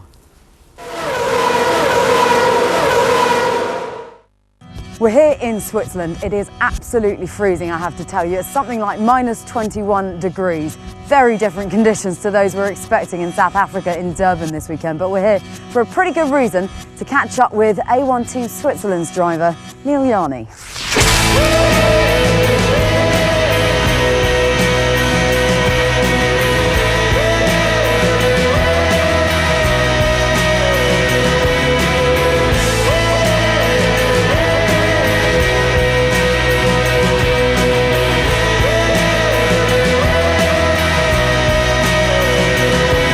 So Neil, here we find ourselves in Switzerland in very cold conditions. We've been water skiing with Nelson Piquet Jr. We've been mountain bike riding with Robbie Kerr, but this is a first for us for cross-country skiing, but not for you, we gather. Nah, cross-country skiing is something I do very often in winter, and it's a very good training actually for arms, core muscles, plus also endurance. So whenever you do get the opportunity, Neil, to come up here and train, what exactly does it involve? Well, I come up here and it takes about 2 hours. That's a normal unit I do, and it's actually here it's very hilly, so it's a lot uphill, which is actually even better for the muscles. And after 2 hours it's enough because it's very demanding, and also you start to sweat, and with the cool weather it gets quite quickly cold. Now let's talk about the South African race. Once again, I assume the goal is to beat Team France, is it? Oh yeah, I mean we've actually beaten them in the last 2 races, but we always messed up the pit stops, and we lost the race in the end there. So for sure the task is to beat them, and but I think the bigger task this time will be to get the pit stop right. What exactly did go wrong in Dubai? Because the sprint race you won, no problem at all, and started on pole for the feature, and then it all went wrong, didn't it? What happened there? I had a nice lead in the big race, 4 seconds or something, and then the safety car came out, and unfortunately it was just a bad timing. It was a little bit also of unluck, but well, next time most probably. Nicolas Lapierre, Alexander Premat been talking about Team France's chances, and they've also been talking about the fact they thought that in Dubai the racing became a little bit more competitive. Did you see it that way? Well, most probably came a little bit more competitive because we were our own biggest enemy in the end and put ourselves out. Because I think Dubai we were very quick, and actually we were the quickest over all the weekend, and we just didn't get it all together in the end for the race. The series is going well for you, isn't it? France ahead on 106 points, way ahead of the rest of the other pack, but you are in second place at the moment on 75 points or so. Are you optimistic that you can carry that success through from Dubai and really challenge Team France? Yeah, for sure. I mean, in the last 2 races it was Switzerland or me who got the 2 pole positions, Malaysia and Dubai, and also we were actually in both races we were the quickest, and I hope for Durban we can do the same thing. We've only had 3 separate team race winners, if you come to think about it. Nelson Piquet Jr., yourself and the French drivers. Does there need to be a more competitive element in A1? Because that's what we were promised, wasn't it, after all, a competitive series? Well, in the end, I mean, the drivers who have won so far, they have all won races in GP2. That's maybe something also with the experience and the quality of driving also it shows. But as we saw, sometimes there's also some luck involved, or some bad luck with England, for example. They would have been able to win some other races. And I think until the end of the championship there will be several different wins. Few more races before the series finishes for its first year. How optimistic are you of Team Switzerland's chances of challenging France and pushing them all the way? Well, as I said, at the moment it looks very good. But I mean, 30 points or 31 points behind them, it's quite difficult to challenge them for the championship with only 5 races to go. So it's crunch time from now on in, South Africa on? For sure. Now we are not allowed to do any mistakes, and we have to hope a little bit that they make some mistakes. OK, best of luck. Thanks very much for speaking to us, Neil. Keith, Neil Yarni there talking about the importance of him not making any mistakes and France slipping up occasionally. Well, France aren't slipping up occasionally at all, are they? Especially in Durban. They're not. I think the whole team package, we've talked about it before, Dams, the organisers for the French team, really done a good job with their car. Prémat, Lapierre, both very, very experienced guys, very, very quick indeed. Interesting, Neil Yarni there referred to the bad luck that England, he said, but Team Great Britain are having. And I think really Robbie Kerr is just on the crux of making that first race win. If he can just get a good feature race this afternoon, I just think that we're going to see more wins from Robbie Kerr at that point. He's almost looking slightly desperate sometimes in qualifying, but it's nearly there, Andy. It's not far away, and I believe that every winning streak has a beginning and an end, and I think that France are close to getting beaten, to be honest, and I think that Yarni's up there for it, but I also feel that Robbie is going to be really very close to winning a race soon. Andy, how important is this feature race and the result of it for Neil Yarni to stay in contention and stay so hot on the heels of France? He needs absolutely every point he can get, and you can win or lose a championship by 1 point. So I think that really he's got to finish every race, he's got to be absolutely on the case, he can't make any mistakes, and I feel that Yarni is capable of being that sort of guy. I think he's a very calculating driver, and I think he can take the championship fight right to the end. OK, thanks for the moment, guys. The track is testing drivers to their absolute limits. It's brand new. It's been constructed over the last 3 months or so. And let's take a closer look at what is the Durban circuit.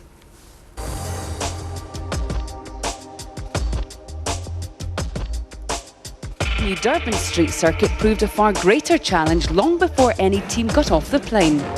With a 650-strong construction team, Round 7 in South Africa offers something very unique. It means a lot. I mean, I think that we've been looking for an event like this that really showcases the city and the province. The stands are fully booked out, the hospitality suites are completely booked out. Durban is often known for events at the last minute suddenly becoming capacity events. This we found 2 or 3 weeks ago. Interestingly, people starting to plan for that.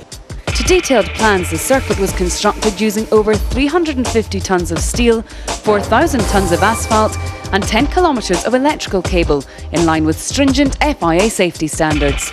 As well as the track, the pit lane garages and the hospitality facilities were also purpose-built. A staggering 150,000 man-hours were spent producing the first A1 street circuit.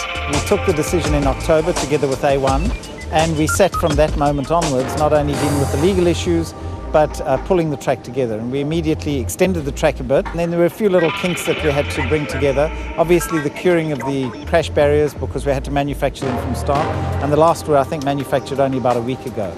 So there's been a lot of that, pulling all of that together, which together with the A1 team, we've really done. Well, probably the safety is the part that dictates the layout of the track. Because if you can't guarantee the safety with the layout, then you just can't build the circuit. It would not be approved. So runoffs are important, but we have that advantage here. That's really the principal way in which you end up finding the right area, finding the right streets for a track. We've been shouting and swearing and we've got it together. So it's a normal thing that I think any first is always like that. But we're really proud of what we've achieved.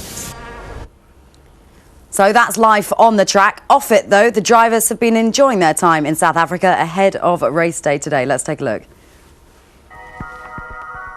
To escape the dazzling Durban sun, the A1 drivers relaxed in the peace and tranquility of the Ushaka Aquarium. This is our open ocean exhibit, depicting a lot of the more popular angling fish that we found off our coast. We've also got big stingrays, we've got ribbon-tailed ray, honeycomb ray, and the sand sharks you'll see swimming around the bottom. It's amazing, I mean, different type of fishes and the sharks, yeah, it's a bit scary, but I mean, yeah, it's good. I've never seen them before, so new experience. But drivers can't relax for long, and it was soon time to up the tempo.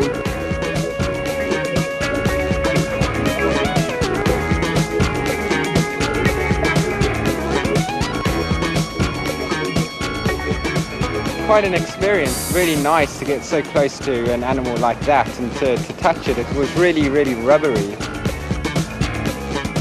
Okay guys, I'd like to welcome you all to Shark Marine World, the Ocean Walker site. Apprehensive faces, and no wonder. The drivers had the chance to get up close to the sharks and rays, but who'd be the brave one to go in first? The fish are really close and they are really big. You see it all a bit different because of the glass, but no, it's really good fun. Yeah, it's really hard to walk and it was quite cold, but it was enjoyable, that's for sure.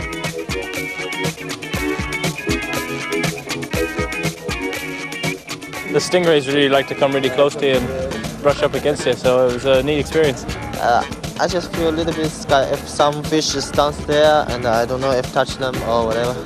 I turned around at one point and see this huge sort of sand shark right behind me, and I thought, oh, turn around and carry on walking the opposite direction. It looks like you're the only one down here with the shark, but it's really nice to feel them. Sometimes they just touch you, and you know, it's incredible because there's a lot of them downstairs, but I really enjoyed it. Awesome, it's my first time I dive. It's really nice to go. I was scared at the beginning, but to be honest, if you are calm and do whatever they ask, it is really so cool. Never been scuba diving or anything like it before, and it's good. Like normal snorkeling, you don't really get a sense of what it's like down there, and to be doing it with sharks and things is quite amazing. I felt like I was on the moon, wearing these big helmets. It was great. It was a lot of fun. The atmosphere down there is very calm and peaceful. It's awesome. Very, very nice and very cold. All the fish pass near my neck or my head or everything, so touch a little bit my hand. So this is fantastic. Enjoying themselves there, having a bit of a dolphin experience in South Africa. We're going to take a short break. When we come back, the race action will continue from there with the feature. We're going to also be catching up with the President of South Africa and indeed the President of A1GP. That's all next.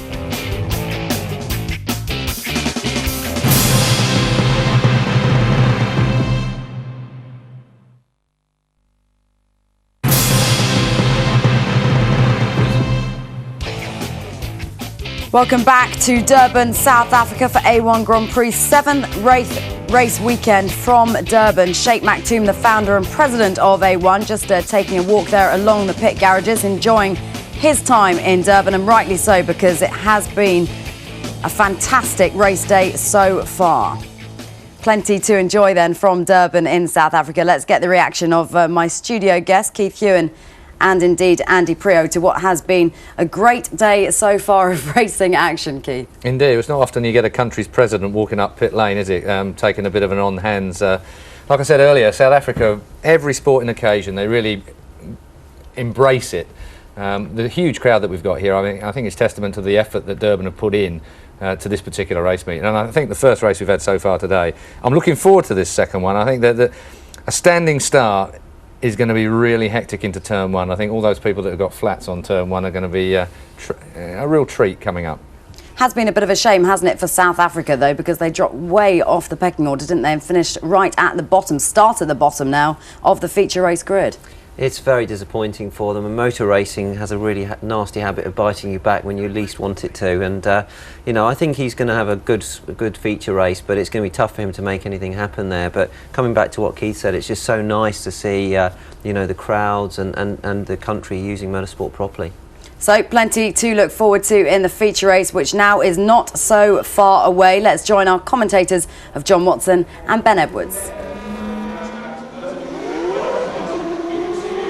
South African pit right down at the end of the pit lane, so he's made his way down there now to, I think it is in fact the last pit. It'll be the first pit when they make their stops early. It might be an advantage to South Africa to have their pit box up at that end when it comes to making the stop. Well, I think the reason it's an advantage is because it is a clean run in. There's no other pits before them, so they'll come off the pit road entry and get straight into that slot, whereas everybody else will have to filter in and out, and depending how busy the pit lane is, it could be either easy or very difficult. So President Mbeki meeting some of the key personnel in the South African team. Stephen Simpson, of course, already has brought the car onto the grid, so you won't be saying hello to him just yet. Dana Cooper there, who heads up that South African operation. Toki Sagwali, who is the actual seat holder, not there right now. I think we saw him earlier on. Enrique Scalabroni there is the man being introduced, and he is the head of the engineering side of that team. Yes, a man of great experience and great size, just judging by how he's looking these days. So great opportunity to meet the President of the Republic of South Africa and a few words. But really, the entire team, the pit lane, are focused very much now on what's going to take place, and we're going to see the the difference between the sprint race and the feature race, and that is there's going to be much more mixing and matching of quick cars, slower cars. When people come in, when they choose to not come in, do you stay out and wait until the last lap? Will there be intrusion from the safety car? Will there be red flag situations? So many factors that really you have no prediction over whatsoever. So what strategy you may hold before this race starts, you may have to be very adaptable with once the race gets underway. The cold pack has moved up Simpson's body now. He's wrapping around his chest. He's still not putting it on his head though. No, he's got it just round to the upper part of his body, his shoulders, just trying to get maybe some of the discomfort, because of course a street track is also bumpier and you're tied into the car extremely tightly, and those straps can sometimes bite into your shoulders. So Stephen Simpson, he's still not yet managed to put it on his head. That's the most obvious and most effective place to put an ice pack when you want to chill your body down. Well, the city of Durban really is a melting pot of different cultures, Western, Eastern and Arab cultures, of course, all come together here. It is a big city, vies with Cape Town for being the second biggest city in South Africa, and well, it's good to see that so many of them have managed to turn up this weekend and buy their grandstand seats, get their flags and show their support for this new form of motorsport, this Inter-Nations Cup, effectively nation against nation for the World Cup of Motorsport. And they're the only Arab team, of course, that is Lebanon, and they've still got some work to do. Still working away in that left rear corner. That's the corner he made contact with Team China, who were stuck 90 degrees to the traffic up at turn 8. Basil was the first car around, probably didn't have sufficient warning that the car was there, and he did the best he could. He actually it could have been a lot worse, so he managed just to clip the left rear corner, but of course it takes time. As we look down at Jos Verstappen, and he's got, I think, Team India's spare nose cone on the front of his car. Yeah, it looks like they've had to borrow a nose cone for Jos Verstappen, and you're sure you're right, it's the Team India nose cone. Now, how are we going to identify cars? If that's what's going to happen, people having to use other nations' bodywork, it's going to cause interest for the commentary crews. Well, it shows that India have a spare nose cone because, of course, poor old Armin Abraham did have a big accident earlier this weekend, but he bashed the back of the car. Yeah, but interestingly, they haven't even taken the identification of the nation off the nose. They haven't taken off IND and put on NEL. That's how much time the teams have had to do the work that really is important. That's getting the car straightened up, make sure all the wheels are pointing in the directions that they're meant to do, and having a very quick and thorough check around the car to make sure there isn't any damage that they didn't get with a cursory look, to see that the car is complete and competitive. It's an example of how the teams do help each other, though, and we've seen this over the course of other races, that if they've got a problem, they can turn to another team, and there is quite a lot of cooperation between the teams. Yes, there is. I mean, you wouldn't expect to see Ferrari lending Williams or Renault a nose cone, would you? Of course, it wouldn't fit, would be a slight problem, but even so, it is good to see that cooperation that exists between teams here in A1 Grand Prix. And he has got, note, the mirror, the driver's mirror on the right hand side is now, that's been replaced. We saw as he came down the straight in the last lap that mirror had turned around, whether it was hit by debris or something else. You can't think it gave him any straight line speed advantage, but of course if you turn your mirrors on your road car into the window, you'll find you will go quicker down the motorway. Yeah, I think he would have liked it, certainly by preference. They're still trying to repair that Indonesian car, and Adam Mikula's looking a little concerned now, a bit anxious as to whether he's going to be able to start from the pit lane, which is really what he's hoping to do now, I should think. At least that might keep him out of trouble at the first corner, but will they get the car ready in time to be able to do that? That's the question. Well, a lot of work's going on, a lot of people working on the car, and there we look down the grid and we see Team Netherlands directly behind the generous donors of a nose cone. That's Team India. Yeah. And there's suddenly a lot of people in strange positions. Just at the top of your screen there you see Nelson Piquet Jr. in Team Brazil. He was running in 8th place up until the moment when he caught the concrete barrier on the inside of turn 1. He was involved in that battle with Team New Zealand, and he just pinched the corner probably by about a centimetre, and it was enough to throw the car into a spin. He couldn't recover it, and he finished the race sitting in the car watching the traffic, and now we'll start back. I think it's 19th place in the grid. And also losing out towards the end, which we only caught a brief shot of in the highlights, was Canada. Canada had been running the points and was dicing with Australia, and then they ended up finishing down in 12th place outside the points, so that was a little disappointing. But vantage points being taken advantage of here just about everywhere, on the roof, out the windows, and those red bugles that have been handed out to everybody and anybody who wants one. Well, walking in this morning, you're just deafened by these. It's like a plastic version of a coach horn. And principally it's all children who've got it, and they just love, every time they blow it they get this incredible noise. I think it's fantastic. So once they blow it, they can't stop. No, it's been pretty noisy out there today, and just imagine what it's going to be like when those kids get those home tonight. That really is going to be noisy. Well, that'll be the problem with the families. Luckily, that's not what's going to affect us too much. But certainly, what a weekend it's been, and the whole thing is family orientated. This is an audience made up of families, made up of the community in Durban and in the surrounding countryside, and kids are a major part of the audience here today. Yep, cheering on their favourite country. That's the opportunity they have here today, and they're making the most of it.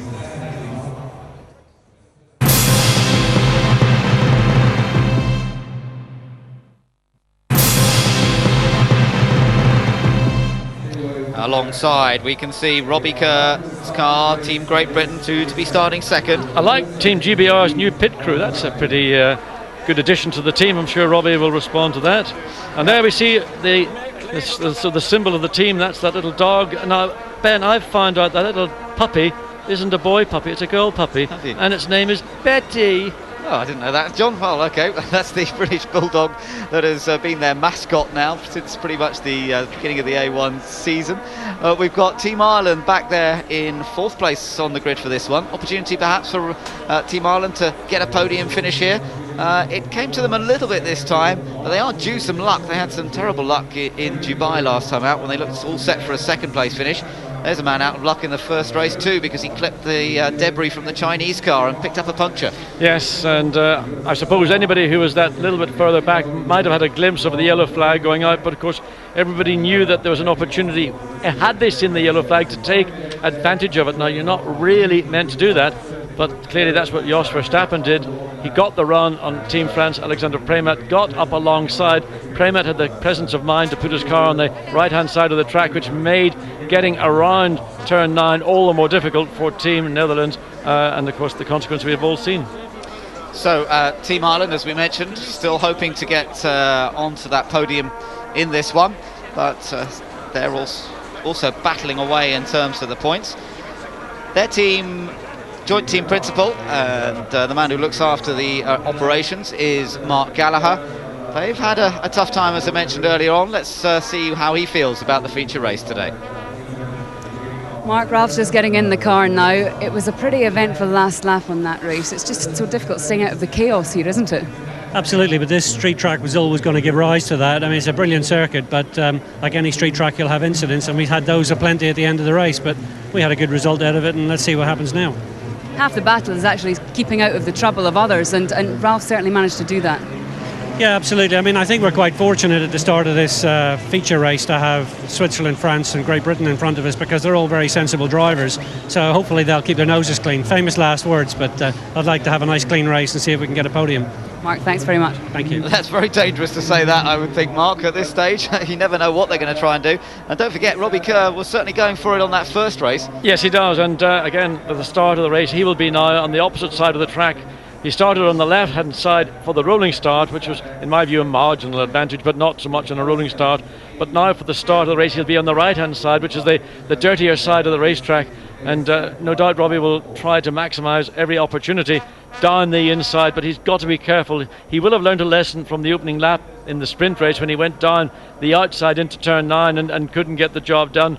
To try and do it down the inside into turn 1, and there you see there's that little bit of a curb. It's like an elbow sticks out as you come in, so he's naturally going to have to go from right to left anyway, and it all depends where the remaining field is, whether it's Premat or whether it's Switzerland or Ireland. So everybody, particularly those that think they've got a chance or are going to take a punt, that's that curb we're talking about, or maybe that's the one up around at turn 6 and 7. Anyway, there's 2 curbings like that. You've got to be very, very careful how you approach them, and try not to take a lunge at it, because it will launch the car. That is into turn 1. So Robbie Kerr and those behind Alexander Premat, who's on the pole position, be warned. Yes, be careful down into there. They'll be using the power boost, no doubt, as well, to get into that first corner ahead. They've got 8 opportunities to use it in this feature race. Looking there at New Zealand, they're 6th on the grid. Matt Halliday is the man behind the wheel. Germany just in behind, and Timo Scheider is going to see if he can score a few more points in this one. Germany not having a bad run so far. Let's see whether they can do better, and let's hear from the man who looks after the operations for the German team, David Sears. David, before Timo got in the car, he seemed pretty relaxed and happy out there. What was he saying after the last race? Timo had a little bit of a coming together in the first corner with Team Malaysia and kind of knocked one of his wheels, but he still finished well, and I think we can have a good pit stop in this race. Who knows, he might actually be in the top 6. He's got some good, sensible drivers in front of him. That's half the battle, because it's so difficult round here, isn't it? Yes, I mean, but mind you, in the last race, you could see that even some of the best drivers make mistakes sometimes. And with a street race, you know, a little mistake can cause a lot of chaos behind you. David, thanks very much. Thank you. David Sears has seen it so many times before at tracks all around the world, so he's not going to be counting any chickens. But that's the lineup of cars down there on the grid, and we can now take a little bit more of a detailed look once again at how they start this feature race, the second and final race of the day here in Durban. So it is France on pole position thanks to Alexander Premat's victory in the sprint race. He will now start on the outside, but it is an echelon formation. So when they have the standing start, Robbie Kerr's a length behind him already, and he's on the dirty side. Second row, Switzerland and Team Ireland, then the Czech Republic and New Zealand. Germany and Portugal right in behind on the fourth row of the grid. Then Australia and Mexico, and Australia really with a good opportunity here perhaps to score some useful points.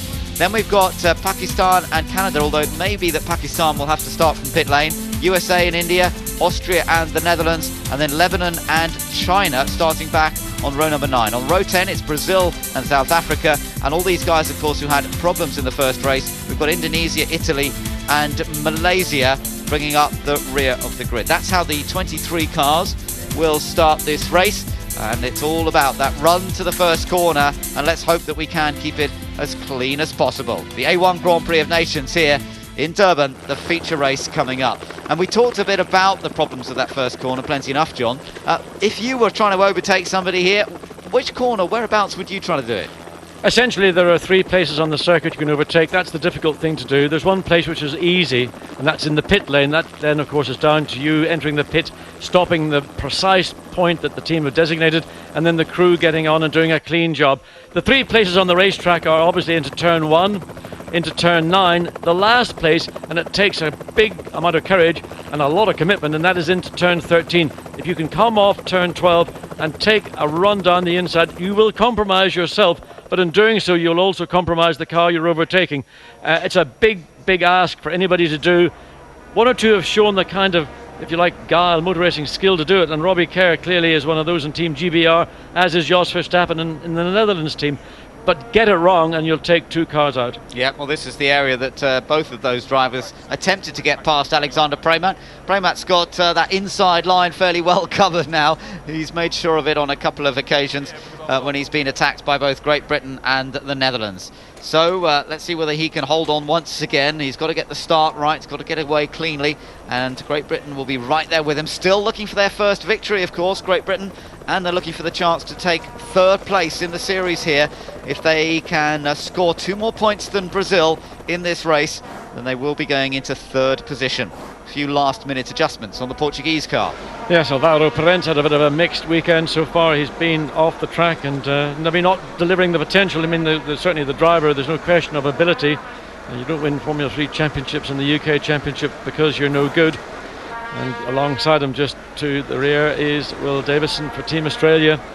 And a lot of people really now out of position as a consequence of the incidents that occurred in the first sprint race. As we look down to David Martinez in the Team Mexico car, his car looks immaculate and they managed to get all the damage done. As we get a quick view of some of the other activities, that's one of the most popular here in Durban, and that is obviously surfing. Right, it's almost time for the words that will get this race underway. Hello South Africa, hello Durban! A1 is here. Now, gentlemen, for the pride of your nations, start your engines. And so the V8 engines fire up And a quick shake of the hand there for Sean McIntosh. A wish of luck for the Canadian team to see whether they can get in the points. Look, it's the United States right behind them on the grid there, so it could be quite a confrontation, and we'll see how they get on with that. Now, I believe, just looking down the pit lane, that we're still waiting to see Lebanon come out. Lebanon is going to be down at the end of the pit lane. We're still waiting to see whether Indonesia is going to make it onto the grid as well. So 1 or 2 gaps on that grid from what we were hoping to see. Yes, well, Basil Shaban is in his car and they're waiting just to fire it up. This field of cars will now make its way around. So Lebanon will not want to fire up their car too quickly in case they overheat. So here we are, waiting for the final formation lap to take place here. A little bit of a practice start, getting the car off the line. You can see that on that dirty side, the British car was a little slow away. It could allow a tremendous opportunity for Switzerland if they're on the clean side of the track to perhaps gain the advantage down towards turn 1, but we'll wait and see how that works. And remember, with A1 cars, you've got no starting system. It's not all electronic to help you. No, it's not. It's between you, well, it's your brain and your hands on the gear change, and the controls which your feet will control, and it's what motor racing in effect ought to be all about. To go so high tech where it's all controlled by a computer, it takes a lot away from the human being, and this is a sport, in my view, really about human beings, particularly drivers, but not exclusively, because there's so much support that goes into getting cars, first of all from conception to the final product, and those then that support the drivers throughout the season, and they're the ones that really are the true heroes of motorsport. They work tirelessly and sometimes, sadly, thanklessly. There are the points as we come into this race. Have a quick run through there. It's quite close down at the bottom end of the top 10. Netherlands 1 point ahead of Malaysia, 2 points ahead of Canada.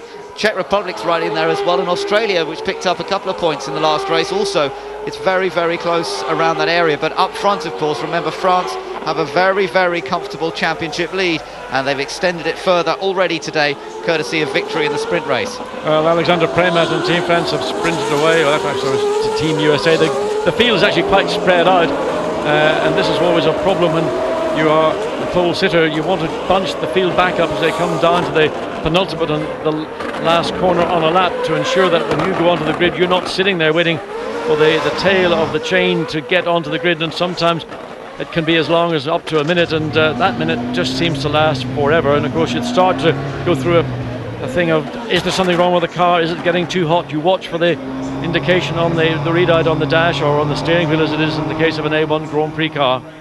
The Pakistan car will also be starting from the pit lane, as we thought. So we've got 2 cars lined up in pit lane at the moment, Lebanon and Pakistan. There we are. That's Basil Shaban at the wheel of the Lebanese car. Behind him, the Pakistan entry. Remember, in slightly strange circumstances, the Pakistan car being driven by Enrico Toccocello, who has driven for Italy on many occasions this year. The Italian car this weekend being driven by new man Max Busnelli, who was pretty impressive through the practice sessions, but of course involved in a collision on the opening lap of the sprint race, so he starts from the back of the field this time, and the leaders and the front end of the grid now beginning to move into position here. It's Alexander Premat already stationary on the grid for Team France.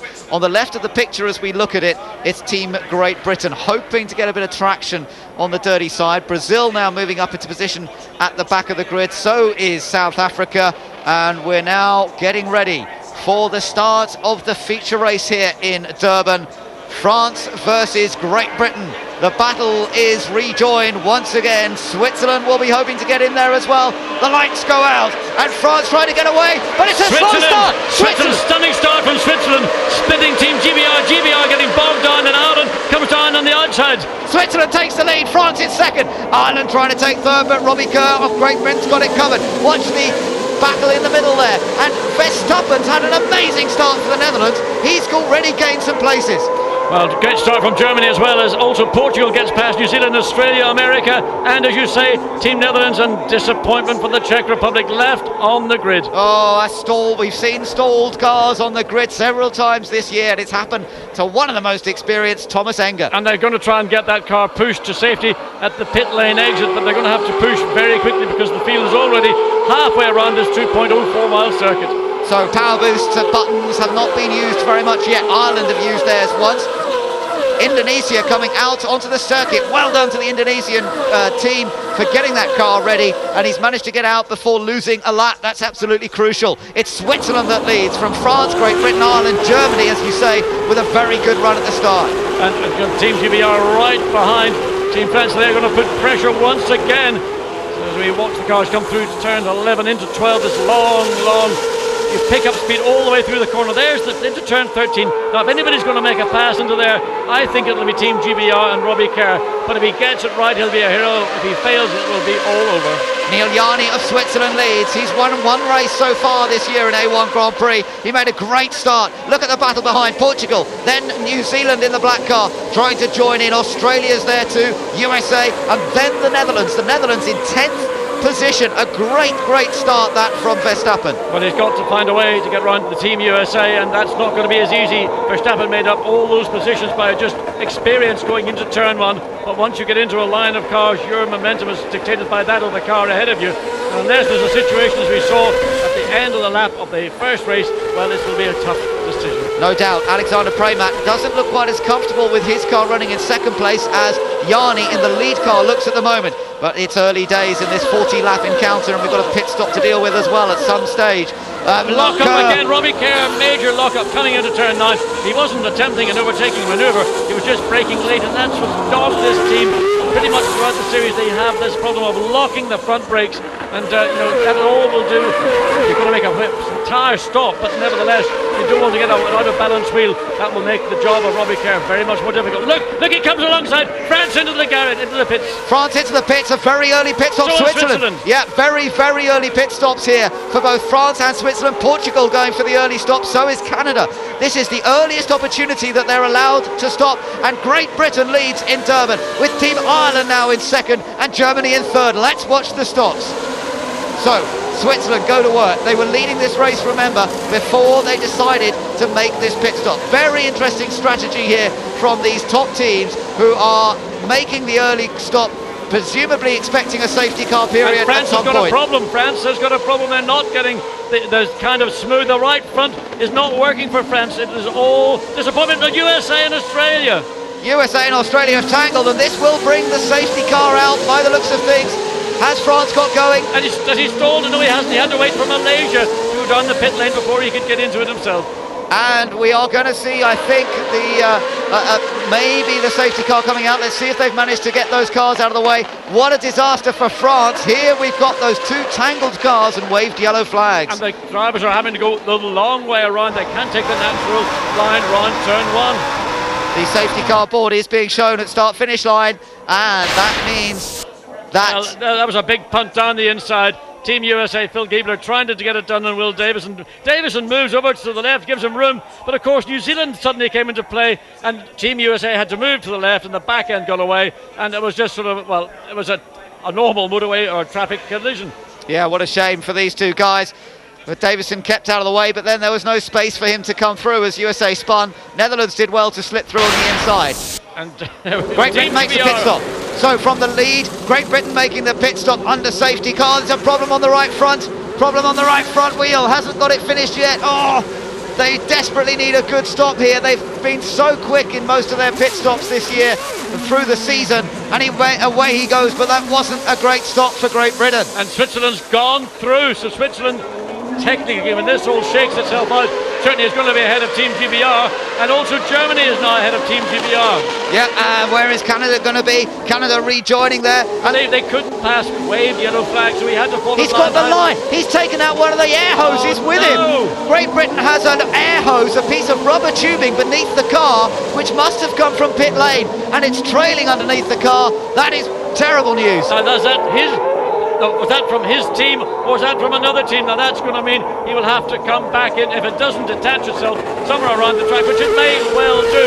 Nevertheless, whatever it is, and flailing around like a 30-foot snake behind the rear of Team GBR. Now puffs of smoke coming out of the back of Team GBR as well. This could be the end of an effective result here, and Canada being very sensible here and not getting too close. He can't wave yellow flags. He's not allowed to overtake. There must be wave yellow flags as we get the safety cars. If blow up or something, a major problem, not say a blow up, but there's a lot of blue smoke coming from the rear. Now whether that is a consequence of that lead being attached to the car, I don't know whether it's from Team GBR's garage or somebody else's.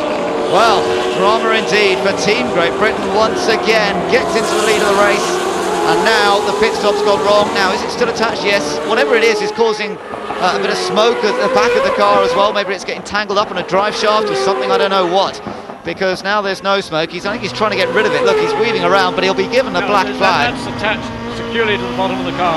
I can see the black, well, from our commentary position, I can see the black flag being gotten ready. Yes, he's gone in. He's had to go in. He's been on the radio. The team have said, you've got to go in. It's actually, you can see the metal coupling where it would go into the air bottle itself.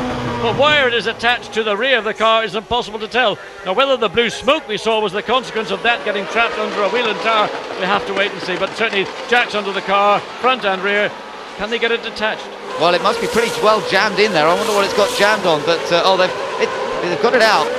Was the gun still attached? No, I don't think so. I think it was just simply that it got attached around maybe a suspension leg and therefore got trapped, and there was nothing that Robbie Kerr could do to detach it while he was driving around the circuit, and it just flailed around, doing no damage fortunately, but what frustration having suffered the problem of a poor pit stop because of the right front, compounding it because then the line got detached underneath the car. So those cars that haven't stopped, New Zealand, Brazil, Pakistan and Lebanon, are now the top four. The first car that has stopped is Switzerland. Switzerland made the most of that first round of pit stops, but Germany is second of the cars to have stopped, currently lying 6th overall.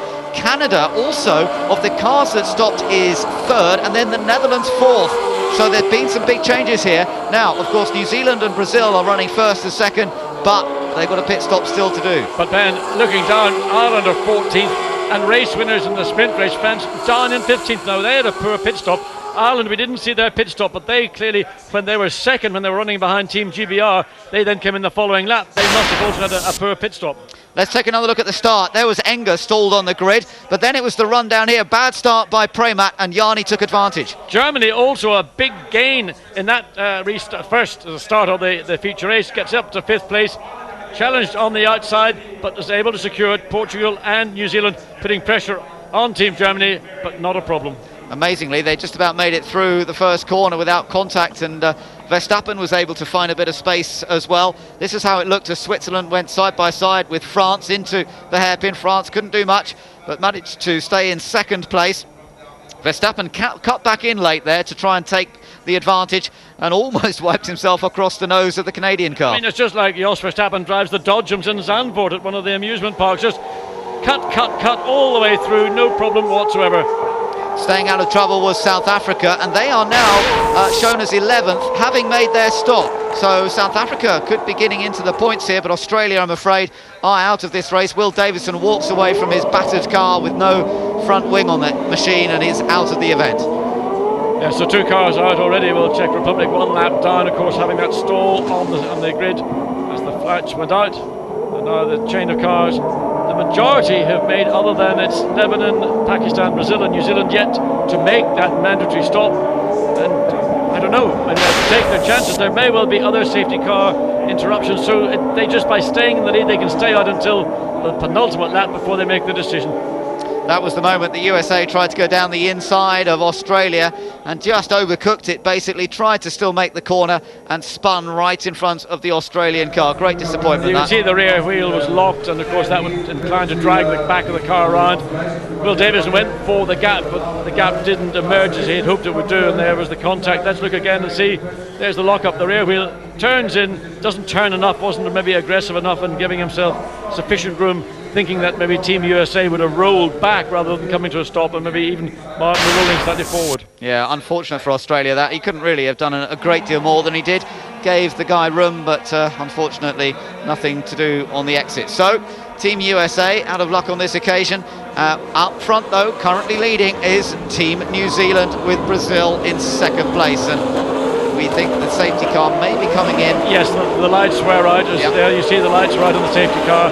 So this race will get underway with Team New Zealand leading from Team Brazil and Team Pakistan, which is not actually in the race for real. Yeah, Team Pakistan, just a guest appearance because they haven't got their regular Pakistan driver in there. How ironic would it be if Team Pakistan actually went on to take this race with it as a non-competitor, but here just to give support to the Pakistan fans. Here we go, all set for the restart. New Zealand leading, and it's determined to make the break here. They will be hoping for a later safety car period to have any chance of getting a good result. But look at the Czech car now attacking Lebanon.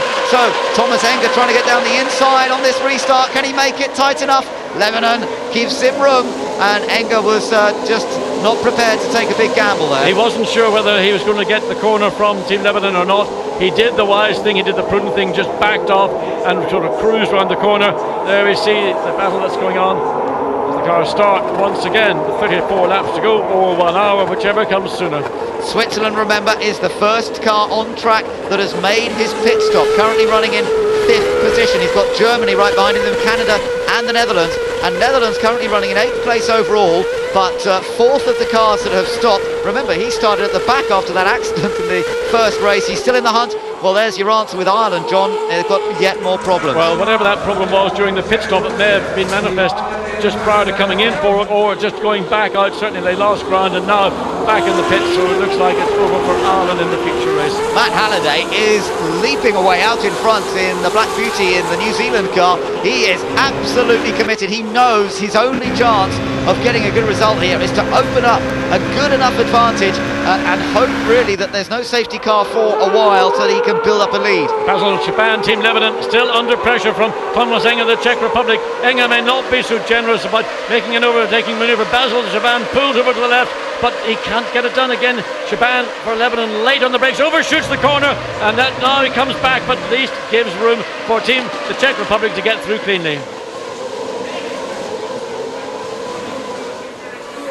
Well, now Switzerland's got the problem of trying to get past Lebanon as well, and remember that Germany, right behind Switzerland there, is a battle for what could become the lead of the race once others have made their pit stop. We've got 6 cars, essentially the top 6 cars running behind place 4, which is Lebanon, who have yet to make a pit stop. So how they're going to find a way through is going to take a little bit of patience, because if you try to force the situation, you'll end up in the barrier. On board with Canada here, Sean McIntosh also in an ideal position, running a third of those cars that has made a stop, and here comes Switzerland as Neil Yarni jostles for position, looks for a way past the Lebanon car. But Lebanon stays in the middle of the road. It's entitled to do that. It's a large awake move, a blocking move, but it can't do more. No way down the inside into turn 10. In fact, it may hurt Switzerland to take that option, because that part of the track, like others that is not in regular use, gets dirty. Right behind Switzerland it's Germany, and Germany could take advantage here because Switzerland struggling to get away past Lebanon, and if something goes wrong, Germany will be right there to nip through. Portugal ahead of the Netherlands. There's been a change there. Portugal Netherlands have dropped back. Yeah, Netherlands had problems on that last lap and has lost a place to Portugal. So down the inside, Switzerland this time manages to get past Lebanon. Also Germany, contact is there, maybe not. And Portugal's past Canada. Portugal managed to nip down the inside. Bodywork come off. I think that might be Canada's front wing. Bodywork now lying in the track. There you see it. That's, I think, the nose of Canada. If there was contact, that's the consequence. Oh dear, well, it was all happening down there. New Zealand still lead, Brazil in second, yet to make their stops. Then Pakistan, chased by the Czech Republic, which is a lap down. Then the real battle in a way is Switzerland. And it is Sean McIntosh. Canada, they've lost the nose, that contact in the overtaking manoeuvre on the edge of the turn 1, and he'll be in the pits. Oh, what a shame for Canada. It's not going according to plan for them here today. Indonesia coming through. Take another look at this. Well, this is the move. Switzerland passing Lebanon. Comes down. Germany are the ones to try and take advantage. Yeah, Portugal also going through there.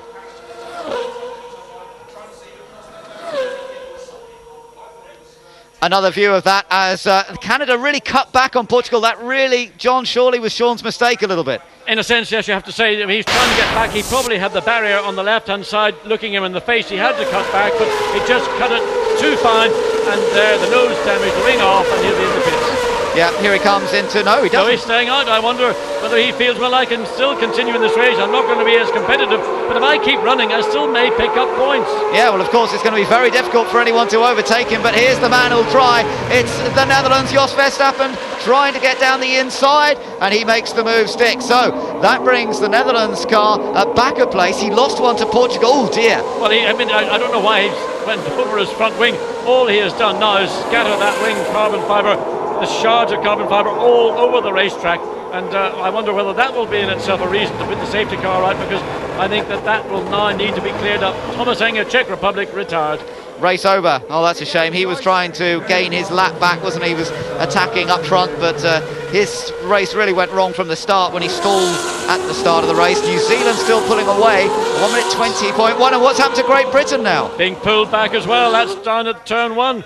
Robbie Kerr and Team GBR pulled back from the racetrack. We didn't see that, we hopefully will see, but they maybe just made it, we don't know whether there's an error. He wants some action, he wants to be either pulled away or bump started. I think the marshals are duty bound to pull him away to safety.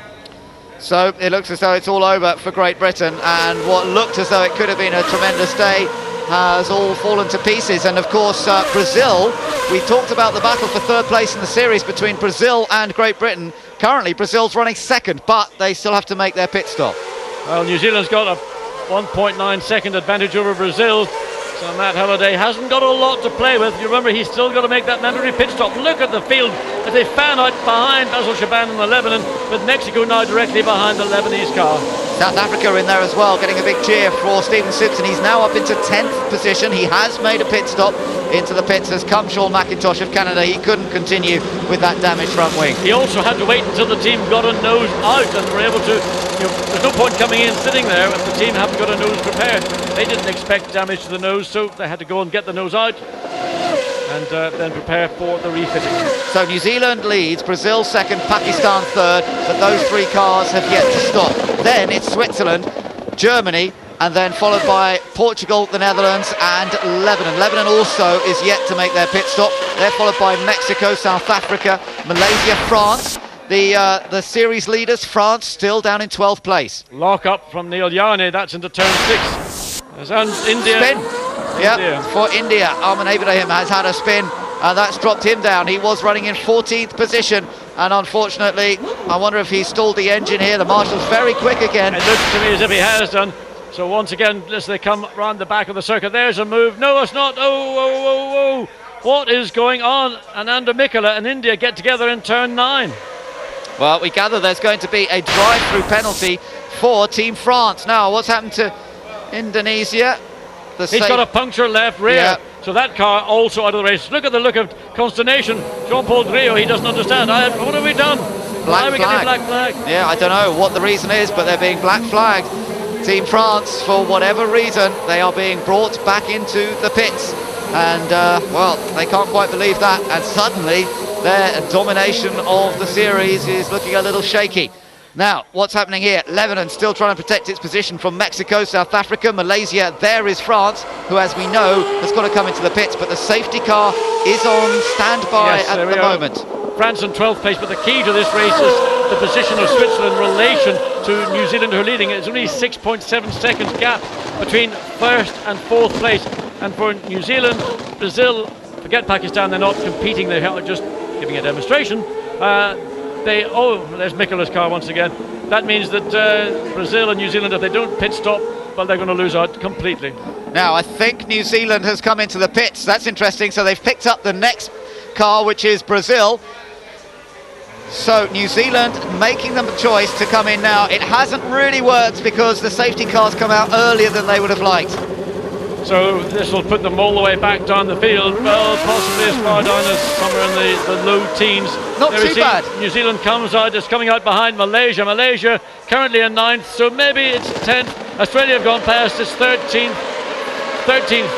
Yeah, that looks like he's coming out in 13th place. Behind China, that ought not to be a problem for Matt Halliday, but then Italy will be. Italy is behind Austria, and I think Italy and Austria might be able to swap positions fairly easily. France has made its drive-through penalty, so they're back out on track once again. Alexander Premat will have to try and make up as many places as possible. Well, we wonder what the cause of that was. Was exceeding the speed limit in the pit lane? That might be one of the more obvious causes for a driver to have to do a drive-through penalty. Because he had a poor pit stop, it may have been just an error or frustration. 12 laps have been completed, and there are 28 laps remaining in the feature race here in Durban. The car behind the safety car now is Brazil, leads the race. Ireland is back out. So Indonesia and India square up as to whose fault this particular one was. We saw Anand Ibrahim getting involved in an issue with Ralph Fairman in qualifying, which Fairman was very scathing in his criticism of. That one was a racing incident, racing for position, and that's just down to the two drivers on that part of tarmac at that particular moment. So Brazil has decided not to come in yet on this safety car period. They're the only one of the front runners, apart from Lebanon, which is still up there in 6th place, who's not yet made their pit stop, because we've seen New Zealand make the stop. There's the debris being collected. That was the front wing from Sean McIntosh's Canadian entry. I think what we need is to see somebody out with a few brushes just to brush the debris, the remains of it, because the bits that you can see, the white bits, that's the polystyrene foam that is actually the wing carbon fibre is wrapped around. But there's the incident once again. Just waiting to see coming down. This is a... No, it's not. There we are now. Mikola goes to the outside, but India going across. I'm sure Ibrahim didn't even know that Mikola and Team Indonesia were either in that position or even thinking about overtaking. No, great shame for both drivers out of this race.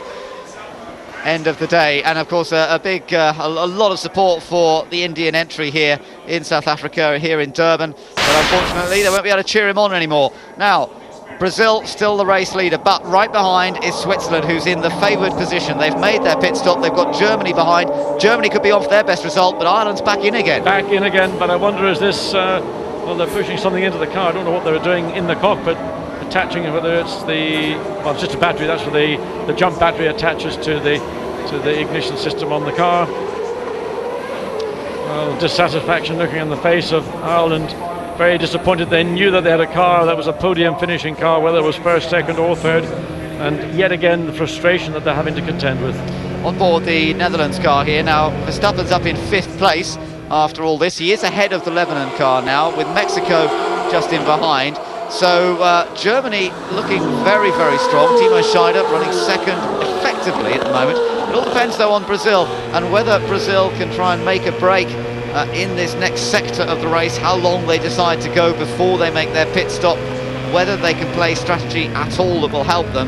It seems unlikely at the moment, because they've got to pull away at quite a rapid rate. So we'll wait to see if that happens. We're waiting. The lights are out, I think, on the safety car. It'll be... we'll have to see in turn number 9. They've still got that car of the Indonesian team. So maybe it won't be in on this lap. We'll check to see. But while they come around the latter part of the lap, I think we'll see, yes, the Lights safety right, car. yeah. No, next lap round, I'm hearing, John. Next lap round. So they've just flicked the lights back on. I think they were thinking of coming in that lap. They decided to do one more lap and then restart this race. Yes, there's still a little bit of bodywork on the exit of turn 1. I'd like to see that being removed, with the cars running round, you know, at a very relatively low speed, to get that cleared away, to give everybody an opportunity that if they did run over shards of carbon fibre, well, there shouldn't be any there on the track. Just to confirm that New Zealand are in 13th place, as we thought, once they'd rejoined after their pit stop. They're running 13th now, behind China and Italy. Last point scoring position held by Austria currently. They're in 10th place. And we've got 36 minutes still to go in this race, 26 laps to go. Depends on which we get to first, time or number of laps. Another look at that incident. Yeah, I mean, it was almost as if Ananda Mikola had to take avoiding action, because probably Ibrahim was slowing down quicker than Mikola was, and he had little choice. He swung out to the left, caught the barrier, which in turn then caused the incident, and there we see the two people involved, and I think it's a question of, what were you doing, mate? I didn't even know you were there. And he's saying, well, you know, use your mirrors. What are you braking so early for? Two drivers will always have two entirely different versions of an event. There will be one true one, and it's only when you bring him in and set him down and say, what were you doing, Sunshine, and what were you doing? Well, another one walking home, and that's Phil Giebler of the USA. It's not been a particularly good day for him either. Went out in that incident with Australia earlier on, and so he's now making his way back to the pits to explain what happened. Now, Brazil will of course lead them away. We're just looking to see whether the lights go out. I think yes, lights go out on the safety car. We will get the restart this time around. So for the first time, Nelson Piquet Jr. is seeing clear air ahead of himself, and it's been a tough weekend for Team Brazil. But the strategy that they're playing, this really is a gamble. I don't know how. I can't conceive how it's going to work for them, but by running at the front of the field, well, maybe there are compensations that they think are valuable to Team Brazil. Well, they've got to try and make a break, there's no doubt about it. They've got to try and open up as much of an advantage, but when you've got Neil Yarni behind you, it's not going to be easy, because Switzerland has been well on the pace all weekend. Let's take a look here as we get ready for the restart, and Brazil presumably going to use their power boost, are they? They've still got 8 to use, it's not on the button. Away they go, the green flag flies. Germany and Portugal are both on the power boost button, and they get an extra 30 brake horsepower thanks to that, down towards turn 1. And Portugal under attack there from the Netherlands, and also South Africa trying to get down the inside of Mexico. Yes, contact just right rear, left front between Mexico and South Africa.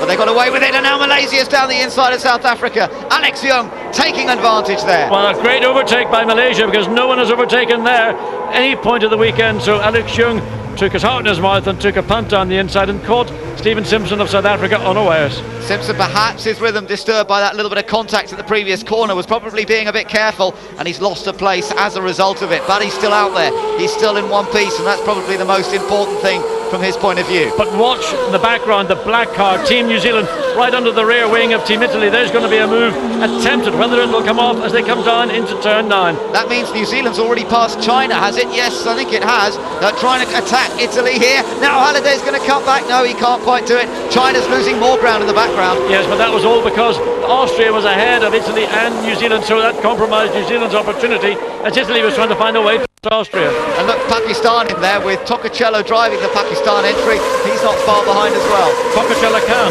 Yeah, absolutely. Well, the Pakistan car is battling effectively for position, but under strict instructions to behave. New Zealand is the one to watch here. Is yet on the power boost. New Zealand on the power boost, trying to get past Italy, and Busnelli moves to the inside. The trouble is they've got Austria on the outside as well, so it's just locking out New Zealand. Busnelli did the right thing, he stayed to the right, he didn't get compromised by Austria, and once again, what's going on? Traffic, Basil Shaban once again getting involved in action in turn 2. And did New Zealand get through? He went for the move, I'm not sure, he might have managed to get past there. We'll try and check it. France is dragging smoke, either a break or some blue smoke coming from the rear of Team France. Yeah, New Zealand got past Italy. I thought he went for the same move that Alex Young made at that previous corner, turn number 2, just as we were watching Lebanon trying to recover from a slide. Well, that was well spotted. There was a brave opportunity to get alongside. Opportunistic from Matt Halliday, Team New Zealand, and that's what it takes on a road track. Turn 2 now, for the first time offering up opportunities to overtake Austria. What is going on down into turn 9? 3 abreast, and Austria loses out in the middle. How did they get round there? I'm not too sure. And now everybody ganging up on Matthias Lauda. I think he didn't know whether he was Arthur or Martha in that particular situation. Was there contact with the wall from Team New Zealand on the exit of turn 10? Could have been. It did look a bit like it, didn't it? Well, behind them we've got France in that next group as well, trying to battle their way up. France are currently down in 15th place, and Alexander Premat really might as well just throw everything at this, because he's out of the points. He's just got to go for it as hard as possible. Here we are on board New Zealand. New Zealand looking to Pine. He comes down again, gets along. Can he get alongside down the inside? Or is he too fast? He overruns the corner, and of course it's only, well, I shouldn't say only, it is Lebanon. Basil Japan has been very tough to pass into turn 1. He breaks late, if not later than most out there. Brave on the brakes is New Zealand too into turn number 2, and he pulls away a little bit. New Zealand is in the points again, back up to 9th position now. What a drive this is from Matt Halliday. And now it's Italy who are trying to find a way past Lebanon, and there's no chance coming through 5 up into 6. You've got to be very careful. Oh, a back end of Lebanon gets away. Opportunity for Italy, but not into turn 8. He has to get it done on the exit of 8, all the way down the hill, down into turn 9. He'll pick up the slipstream. He ought to have the momentum. Is he using his power boost? Yes, but so's Lebanon. Both on the power boost button. Lebanon making mistakes. Italy trying to go for it here. Will he be able to squeeze past? Moves to the outside. Lebanon takes the corner, and they stay as they were, with Pakistan joining in. Well, I'll tell you what, Basil Shaban has been to the University of Motor Racing here this afternoon, and he's learning quickly. He is indeed. We're on board Max Busnelli of Italy once again, and behind them Pakistan and Canada. Sean McIntosh trying to gain ground. He's running 13th. He's ahead of the French car, despite having had that nose cone changed earlier on, because the French car, of course, had a drive-through penalty to deal with. So power boost being used again by Italy. Italy trying to get past Lebanon, but bit of a mistake from Shaban, and Canada almost slid into the back of Pakistan. But Shaban is so good on the brakes into these high-speed entries into the corner that he doesn't offer up anybody an opportunity. He had made mistakes around the lap through 6 and particularly on 7. but he didn't manage to give enough opportunity for Italy to get alongside. He just plonks himself in the middle of the racetrack and says, if you want to go around the long way, that's up to you. You want to be brave and go down the inside, equally that's up to you. Oh, it's all happening midfield and up front.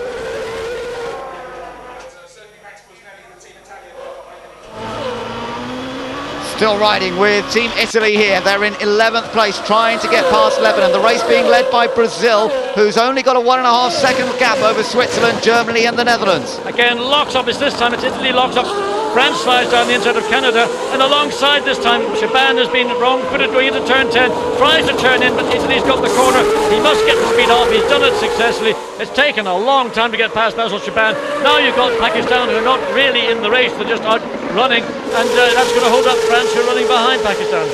Remember that Shaban has still got to make a pit stop. We're riding on board with Alexander Premat in the French car here, and Premat now tucked in behind the Pakistan entry. Brazil still leads this race, and Brazil's just set the fastest lap. Nelson Piquet's just gone quickest in this race. And that's faster even than in the sprint race. Pakistan and France both getting past the Lebanon. And a mistake for Sean McIntosh again. He gets trapped now, whether he's got a mechanical problem and he's pulling off now. I think he might have stalled the engine. He had to use the momentum to get it to fire up again, and China's gone past. So China gain a place, and I think that's put them up into 15th position now, just outside the point still, down to 10th place of course. It's Brazil that leads, Switzerland in 2nd place, Germany 3rd, Netherlands 4th, Portugal 5th, Mexico in 5th, a 6th, then Malaysia 7th, South Africa 8th, New Zealand 9th and Italy 10th. It's a 6.5 second deficit between New Zealand and South Africa, so it's a lot of work, but Nelson Piquet Jr. trying to gain the gap between him and Switzerland. 2 seconds, with Germany a further 0.8 of a second behind Switzerland. There you see, first 3 cars, but number 1, Brazil, has not yet made its mandatory pit stop. But I tell you what, Germany's staying on the pace here. That's one of the best runs we've seen from Germany in A1 Grand Prix. Very much on the pace with both Brazil and Switzerland. Netherlands running behind them. They're in 4th. Portugal, who's been quick, 5th. Remember, but Netherlands has got back past Portugal at some point. South Africa coming under attack from New Zealand. New Zealand down the inside. They've taken that place. New Zealand has managed to squeeze past South Africa. Now it'll be an attack on Malaysia, and Alex Chung is no walk in the park when it comes to giving up ground. He is going to defend. Malaysia running in 7th. New Zealand up here. We watch again. This is a replay of what occurred a little bit earlier when Pakistan made it past Team Lebanon, and it also allowed France to slide through. There was a slide that caused Sean McIntosh and Canada to lose, but he lost the engine. I think he locked it up under brakes. The rear was locked up and the engine stalled. Germany still running in 3rd place at the moment with Timo Scheider at the wheel. Behind, there's a bit of a gap to the Dutch car, the Netherlands of Jos Verstappen. Portugal then in 5th, Mexico in 6th, Malaysia well inside the points in 7th place, but we know that Matt Halliday of New Zealand has gained a position. He's now up to 8th. He's overtaken more than anybody else, I think. And we are exactly at half distance. Fastest lap, we're saying Brazil 1 minute 19.423, and Ireland in the sprint race 1:19.614. I mean, amazing in those races. The cars are carrying a lot more fuel. PK is still on the original set of tyres. He started his 40-lap sprint race, and Pakistan have pulled off down at the hairpin. Yeah, that won't cause a problem in terms of bringing a safety car out. He's well out of the way. And Pakistan, being driven by Enrico Tocacello in this race, gone down the escape road. Now, look how close New Zealand is to the back of the Malaysian entry. And the pace that we've seen from New Zealand is going to be, let's say, halted.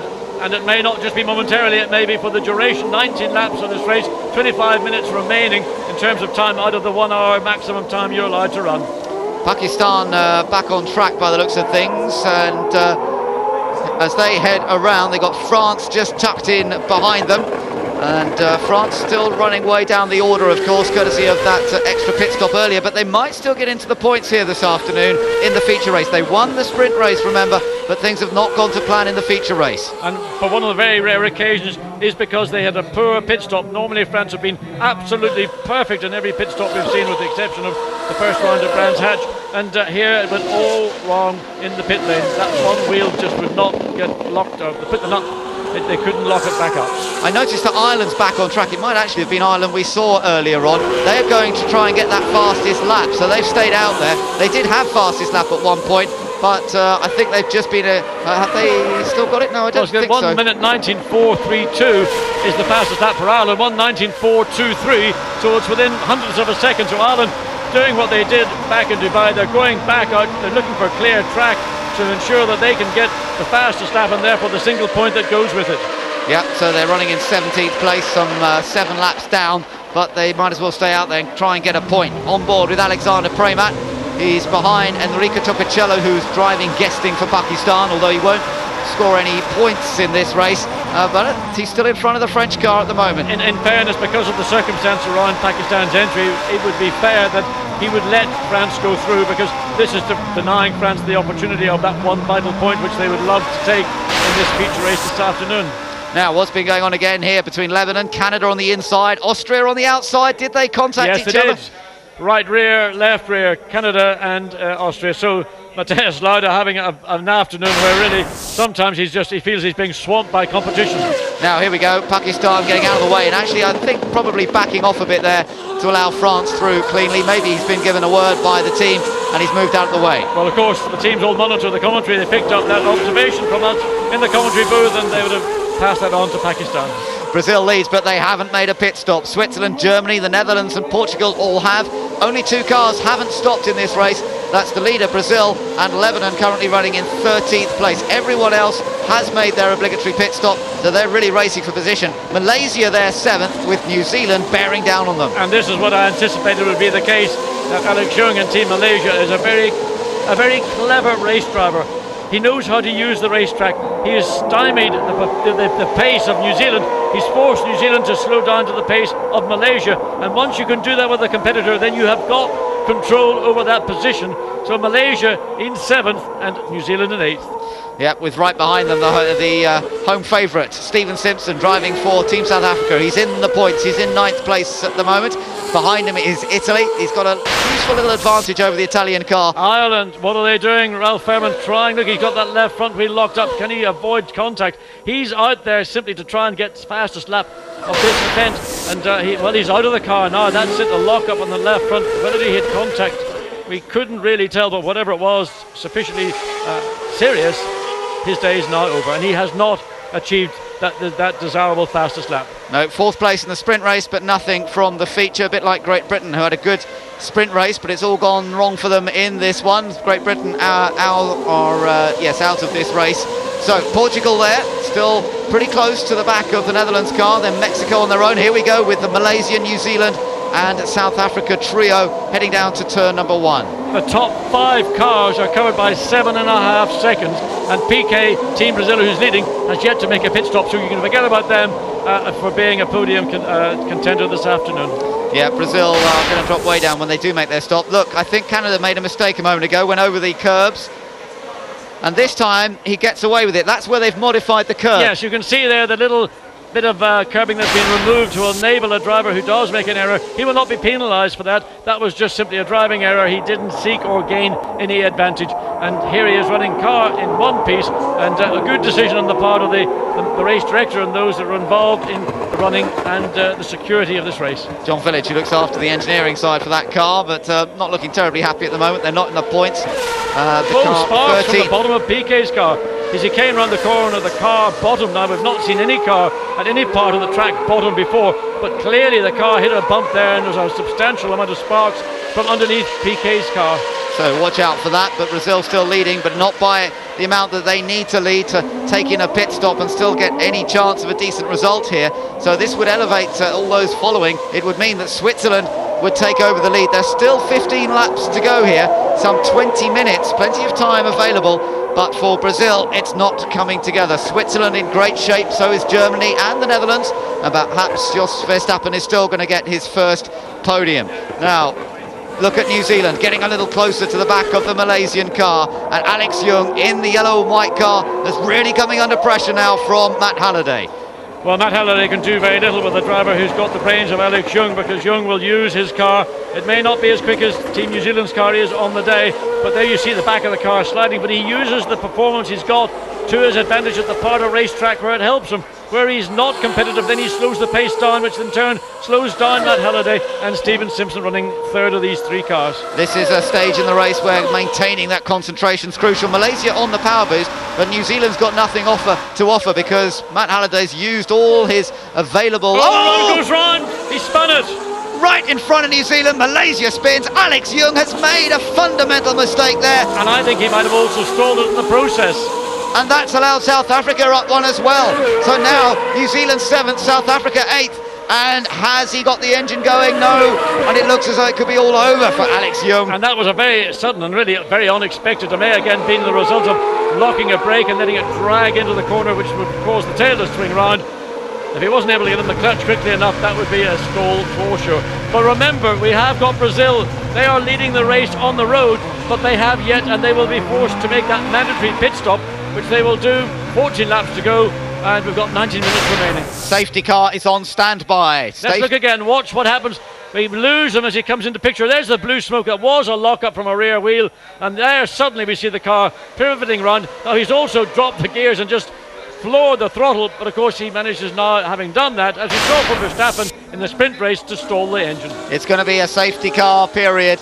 It's going to bunch them all up together. I wonder if Brazil will take this chance to come in. It's not really going to help them very much because they don't have enough of a lead to come back out again. They're the only team in the top 10 not to have made a pit stop. Well, I suspect that Brazil will stay out because there's nothing, as you mentioned, to gain by coming in. Not to say that they won't do it, but to stay in the lead and only on the penultimate or the last lap when you make your mandatory pit stop. Who knows what may occur between now and the end of this race? Anything could happen. To stay out until the last opportunity, and then you've lost or you win.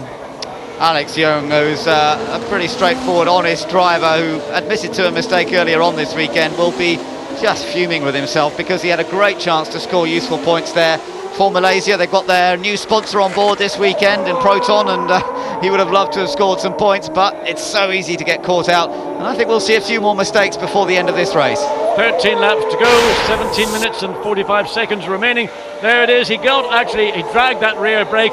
He was actually on the dirtier line. He got off the racing line, and that's what encouraged the back of the car to drift around. Here's the view looking forward from that. You can see how far he was too late in the brakes. He locked it. He missed the apex substantially. I'm surprised because Alex Young has got one of the coolest heads of any driver in A1GP, and he was under pressure and he made the mistake as a consequence of the pressure from Team New Zealand and Matt Halliday. And the Malaysian team can't quite believe it. What a disappointment for them. In the pits for his pit stop at last. Here is Lebanon, and it's Basil Shaban. It's not looking good. No, right rear once again being problematic, and the team looking at the watch as well. The reality is it's not going to have a huge effect.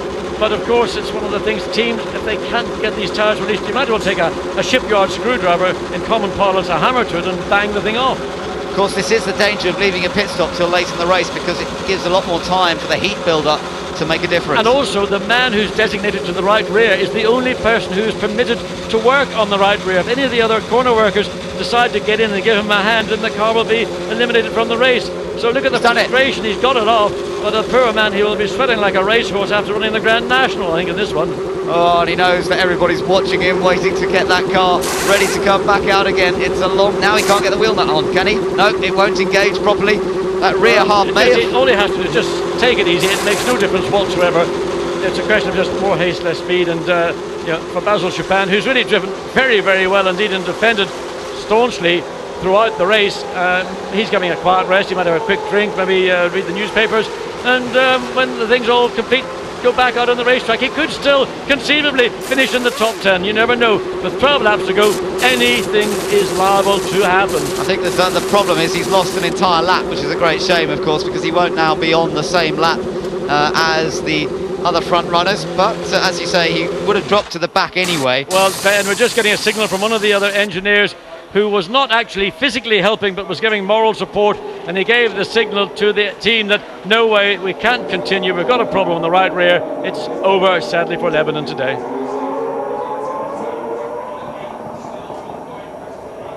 "12 laps remain in the feature race here in Durban. Currently the race is being led behind the safety car by Brazil. Alex Young was the cause of the most recent safety car. He walks away from his car. But remember, Brazil has not made the pit stop yet that everybody else has. Effectively, Brazil will drop way down the order when they make their stop. They're going to leave it to the last minute and just hope that effectively they can gain some advantage, but it's going to be a tough call. Looking down the list of runners and riders, China is the last running car. effectively on the lead lap, and that's only 13 seconds behind Team Brazil. Well, they're trying to get Lebanon back out again. I'm not entirely confident that they are sure that right rear is secure. So China currently the last of the runners in 14th place, and that's where I believe Team Brazil most likely will finish once they've made their pit stop. And you take a gamble, but we don't know. Anything can happen between now and the conclusion of this 40-lap feature race with 14 minutes remaining. So it's going to be a very close call as to whether we call a time on the 60-minute rule or whether we get through the 12 remaining laps. Lebanon pushing their car away now. The safety car coming in though, as you can see, the lights are out. It's heading into the pit lane, and we're going to get the race restarted once again. Brazil leads, but effectively it's Switzerland in command of this race, followed by Germany, the Netherlands, Portugal, Mexico and New Zealand. Watch for Jos Verstappen in the Netherlands. And it's also helped New Zealand hugely, because New Zealand was 5 seconds behind Mexico after they got past Malaysia, and now it's all concertina together again. Yes, that's why I say wait until it's over, because it's not over until the flag comes out. So Jos Verstappen on board as he comes down into turn 2, running behind Mexico. He'll want to get a move as quickly as possible on Alvaro Paredes in the Team Portugal entry. Switzerland, Germany following through, then Portugal looking for a good result here. South Africa running in 8th place at the moment. A few more places and this place will go pretty wild with excitement, I would think. On board with France.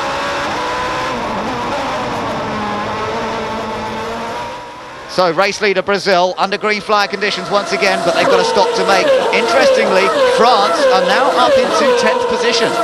Well, France have just got to keep going. They will pick up points. They are a top team. They are the top team. But they've had problems today. But Alexander Premat, he is a racing driver. He's not just somebody who gets in and does what he's required to do, which is win. He actually likes to race, and that's a great aspect to me of what these guys are doing.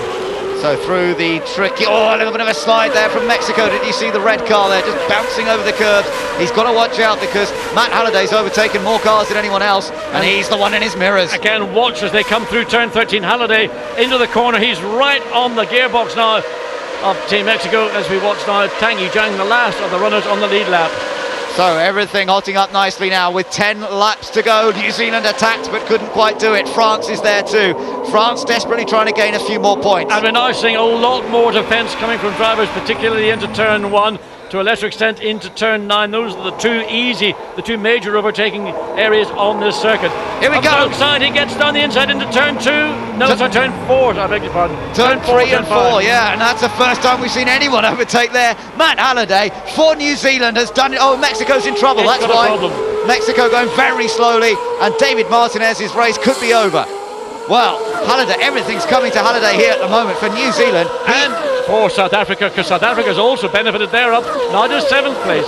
So New Zealand up into 6th, as you say. South Africa up to 7th position, and I wonder how much further New Zealand can climb. They led earlier on. Look at the slow progress there of Team Mexico, and he's surely going to be coming into the pits at the end of this lap, and that will promote some others. Italy will gain one. They'll be up to 8th. France will come up to 9th now. Let's look again and see. This is the overtaking manoeuvre. Now, something obviously went wrong for Portugal as Halliday, Team New Zealand, slides down the inside of an area of racetrack that we never expected to see any overtaking, but it was assisted by a mechanical problem. Yeah, Mexico in trouble there, and that's a shame, because they look to be getting some good points once more. But it's still Brazil who lead, and still, it looks like an electronic problem. Yes, they're just going to change the steering wheel, so as soon as they can get back in, whether it was electronics per se, or a problem with the gear change on the steering wheel, that whatever it is, they need to change the steering wheel, they need to get back out, but unfortunately he'll be back in last place. Now then, South Africa better be careful here, because Italy has closed up as well. Italy in the blue car there, that's the new driver, Max Busnelli, and Stephen Simpson's being urged on to defend his position. But Busnelli has been very assertive since he came here. We never saw this Italian until he turned up here in Durban, and very, very impressive. First time in the car for Team Italy. We go back and see what's going on in Mexico. They've got a problem looking around the rear of the car, but this is the battle that they have to face. France running behind Italy, behind South Africa. Oh, France going down the escape road there virtually, and that was a mistake from Alexander Premat. He could come under attack here. Now that could just be simply a driver error, or maybe he's beginning to experience some braking problems. You know, we have depending, and he's going, is that a puncture, or is it just the way he came out of turn 10? Seems to be up to speed again, doesn't he, with Canada right behind him, and well, that was a scare indeed for Alexander Premat. Where is the Pakistan car? looking for that. I think he had a problem, didn't he? I think Pakistan got into trouble, so that's changed things around again. Italy now 8th, France 9th, Canada 10th. Just keep an eye on Team France. It comes down into turn 1. I'm not convinced that that left rear may not be looking a little bit softer. It was the way he came through turn 10 at the end of the last lap. The car did not look stable. So once again, have a look and see. This is going in. Oh, that's what happened to Pakistan. Contact, yes. Got hit by Lebanon there. Yeah, we did see that he had spun down there. So Pakistan in trouble, and Lebanon rejoined by the look of it. And Basil Shaban, the Lebanese driver, once again in trouble. But here we are, Mexico. They have retired. David Martinez has pulled off, and that's the end of Mexico's day. So they'll drop out of the order. They were classified as they came across as in 14th place, but well, we don't know what's going to happen. All we can say is the man leading this race, Nelson Piquet Jr. for Team Brazil, has yet to make the mandatory pit stop. So while he is leading on the road, both on merit and in any other respect, when he has the decision to come into the pits, he will go from being a race leader to possibly, at best, finishing in 14th place. Oh, what a Maybe disappointment. 13th. Yeah, what a disappointment that would be for him. Meanwhile, behind, you got Portugal there, and then New Zealand now. Can Matt Halliday close up that gap anymore? They're lapping at a fairly similar pace, I think, certainly last time around. This time around, yeah, a 10th quicker by New Zealand than Portugal, but he's going to need to find a bit more pace than that. It's going to get harder and harder to overtake as he gets nearer the front, of course. And Switzerland and Germany both in great shape here, waiting for Brazil to make the pit stop. 7 laps to go, 8 minutes and 15 seconds remain of this 40-lap or 1-hour race. On board with Team Netherlands, Jos Verstappen running in 4th place, not able to do anything with Timo Scheider in the Team Germany entry, and Timo Scheider, who's got experience of racing on street tracks in many formula, doing a stunning job for the team. Certainly is. There is Jos Verstappen looking to claim back something after the disappointments of the sprint race when he went for the lead on the closing lap, only to spin down at this corner, turn number 9. Currently running in 5th, that's 4th rather. That will become 3rd if Brazil makes his stop. Yes. Just coming out of turn 7, so just a little bit of movement from Team Brazil's car, but nothing that was of any consequence. Coming now through turn 12, this long corner that circumnavigates round the casino and then into turn 13. And Jos Verstappen, I don't know whether he also may have a problem. I suspect that the brakes are going to get absolutely hammered around this 2.04 mile circuit. And if you've been very aggressive on the brakes, and we've seen Jos Verstappen use them very hard, it may be something as simple as you've used your brakes so hard, they just are crying enough. Yeah, that could be what it's all about. New Zealand, meanwhile, were a fraction closer last time around to the back of the Portuguese car, but not really close enough yet to challenge. 6 laps remain then as we look down over Brazil. How late are they going to leave it? Surely they're going to have to come in soon, but are they going to leave it to the very last possible opportunity before they make their pits? Well, the pace of this race is absolutely red hot, because the last lap for Team Brazil was 1 minute 17.5, and that's on lap 34. The best lap was 1:19.423, so he was lapping within just over 2.5 tenths of his best lap on a set of tyres that have done 3/4 race distance. France tucked in behind Italy. They're running in 8th and 9th positions. Here we are with Alexander Prema running 9th behind Max Busnelli. There's the readout on the steering wheel, 6th gear. Now he's breaking down the gears, down to 3rd gear for that final turn at the end of the back straight, turn 9. Busnelli doing all right though so far for Italy, going to score some points if he stays where he is on his debut event in A1 Grand Prix. And remember, he started at the back as well of this grid because he was involved in a first corner accident in the sprint race. So he's survived so far, kept his nose clean in this one. The damaged nose was replaced in the sprint race. Well, on lap time, on overall pace, France ought to have a handle on Italy. But again, the problem is that if you can't get your momentum, if you're stuck behind a car of a pace that's maybe up to a second slower than your ultimate lap speed, the difficulties are just monumental. New Zealand were unable to close the gap anymore on Portugal on that last lap, so that's even Stevens between Portugal and New Zealand. 5th and 6th places currently for those two cars. We're still riding with Prematt here as he tries to gain a little bit more pace. Ahead of the two cars is Stephen Simpson for South Africa, currently lying in 7th place, hoping to pick up yet more points. And you might think that Brazil, they know that they're going. Oh, a call! It's an accident.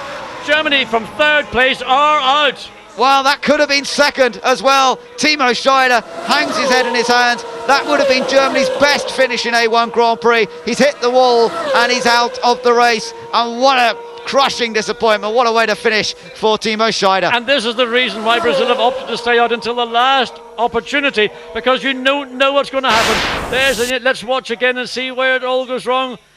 Where is he? There. Oh. The damage has already been done. No, I don't know what he was doing. There was something on the car. Something already wrong. Something was already wrong on the right. Sorry, the left front, I think, was already broken, because when he made contact with the wall on the right-hand side, the left front wheel fell out. So he's made contact somewhere. And we look into the Team Germany garage. David Sears, who runs on the team on behalf of Team Germany. Well, you know, he was thought podium position. What a great day for Team Germany all over. Well, this moves them all up one. Brazil still to make their pit stop. It will mean that Switzerland will be effectively leading from the Netherlands, Portugal and New Zealand effectively fourth. They're in fifth at the moment. China has retired. They pulled off just on the exit of 5 leading up into turn 6. So that car, it's not in a dangerous position, but there will be a wave flag there for the remainder of the race. Not a place you'd expect to see anybody overtake, but it's just something there the drivers have got to take on board, as well as what they would just do by simply driving round. So, cars coming off towards the end of this race. I wonder how many more won't make it to the checkered flag. There are 4 laps remaining here. Brazil still to make their pit stop. Could Brazil, by fate or whatever, end up finishing in 10th place? There we see Team Brazil preparing for the pit stop. They're now waiting for Nelson Piquet Jr. to bring Team Brazil's car. He's coming into the pit lane now. He must get in a clean pit stop. Stop precisely where his garage is and let the team go to work. There is pressure, but in fact it's all about whether he can get 10th place or 11th place, and I think 10th place is on. Well, it deserves a point at least for the effort he's put in here today, leading the best part of the race, but of course waiting to make his pit stop until much later than the others. Good on the fronts, they've got the rears off and the new ones on. This is looking pretty good. Can they get the rear done up? They've got a slight slowness on this right rear. They can't get the thread to do this now.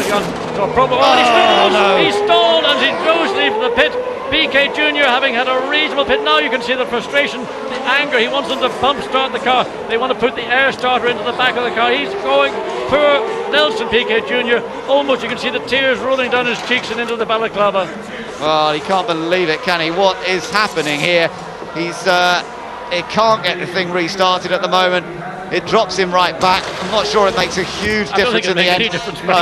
No, that's right. But it means that France now have effectively gained another place. They're up to 7th, but still trying to get past Italy as Brazil finally gets going. And Pramac had to take to the curb there because I think they'd gone in pretty much side by side. So the battle's still going. I mean, there's a wonderful battle now for 6th place.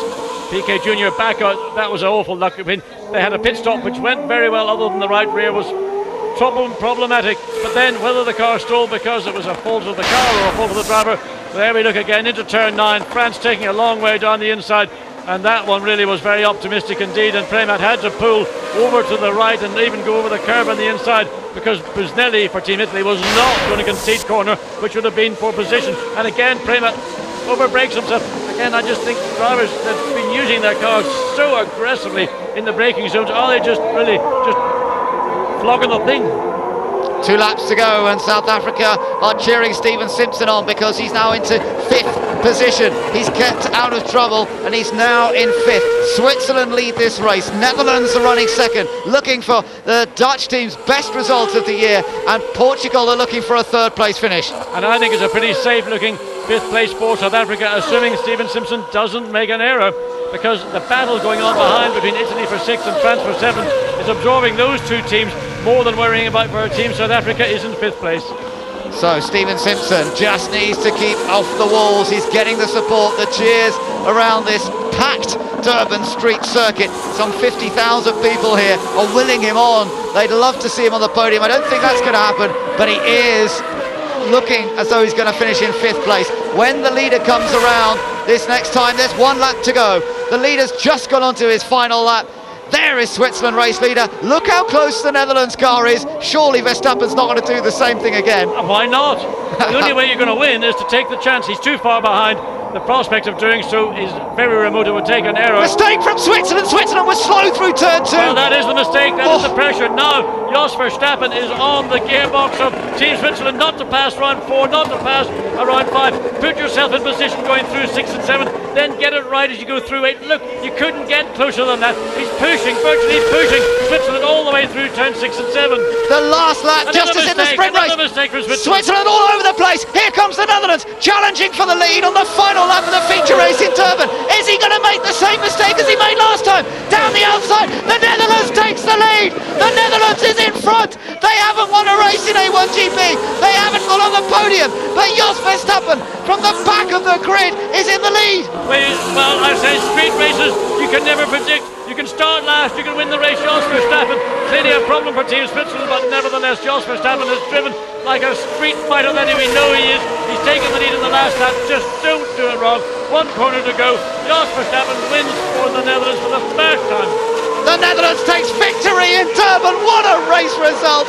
Jos Verstappen wins for the Netherlands, and what ecstatic scenes we're going to see down there. Amazing, poor Switzerland. It's not just on the circuit here. We've got the Dutch commentary team beside us. They've gone absolutely ballistic. The Netherlands win, Switzerland takes second, Portugal is third, New Zealand finishes fourth, ahead of South Africa in fifth place.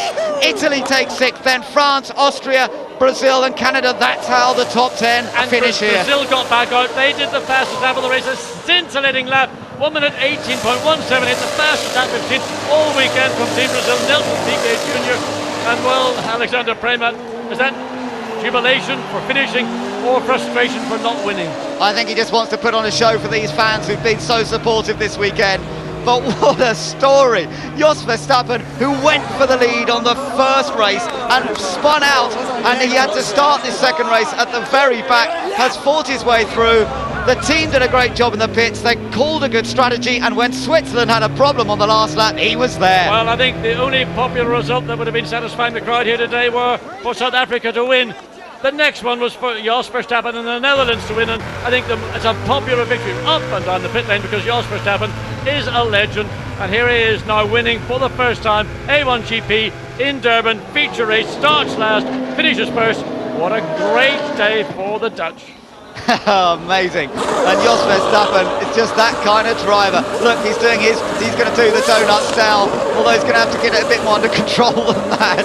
That was the corner, of course, where he spun earlier, and he's getting quite a reception down there from the grandstand. They saw him go for the move in the first race that went wrong, but you do have to feel for this man. Amongst all the excitement, poor old Neil Yarni was set for his second win in A1 Grand Prix, and something went wrong for him on that last lap. Yes, it did. You could see he made a mistake going through turn 2, and then he compounded it by turn 8, and that gave the momentum. Whatever the problem was with Switzerland, they couldn't defend that position. Ordinarily, on the last lap of a race, you would expect the driver to do everything and even more to defend. He couldn't even do that. Jos Verstappen had the momentum, he had the car to do it. Fantastic. So, all change in Durban, South Africa, then the first A1 race day of 2006, and we have an all-European podium and a new race winner. Reaction next.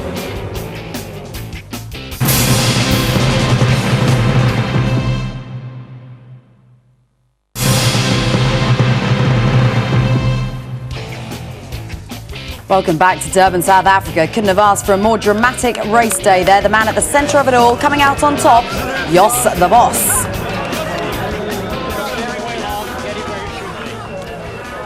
Jos Verstappen's best performance before that, 4th in the sprint in Portugal, 4th in the Australian feature, but you have to hand it to him because he did everything today, didn't he, Keith, to make that win happen? Well, I think he's been in superb form all the way. I think we remember speaking off air between ourselves and expected Jos to have a good weekend, but to do it in the style 16th and a lap down in the sprint race after that mistake at the very corner that he ended up coming out of to take the win today. I mean, so far back, but what a race. An hour's worth of drama all the way through, and really taking a look at this from an analysis point of view, I think we're going to be breathless here. Andy Prio's been jumping up and down in his chair. First of all, it started off with Thomas Enger there and all sorts of problems with a bad start, but look at Neil Yarni up the inside, and of course pole position changed from one side of the track to the other between the sprint race and this feature race, Andy, and really you would have expected Premat to have made the drag on the clean tarmac down to that first turn. Yeah, I think clearly he bogged down there, Keith, and just made a little bit of a bad start, but Jos went from last to sort of top 6, top 10 really off the start, which is amazing. You've got here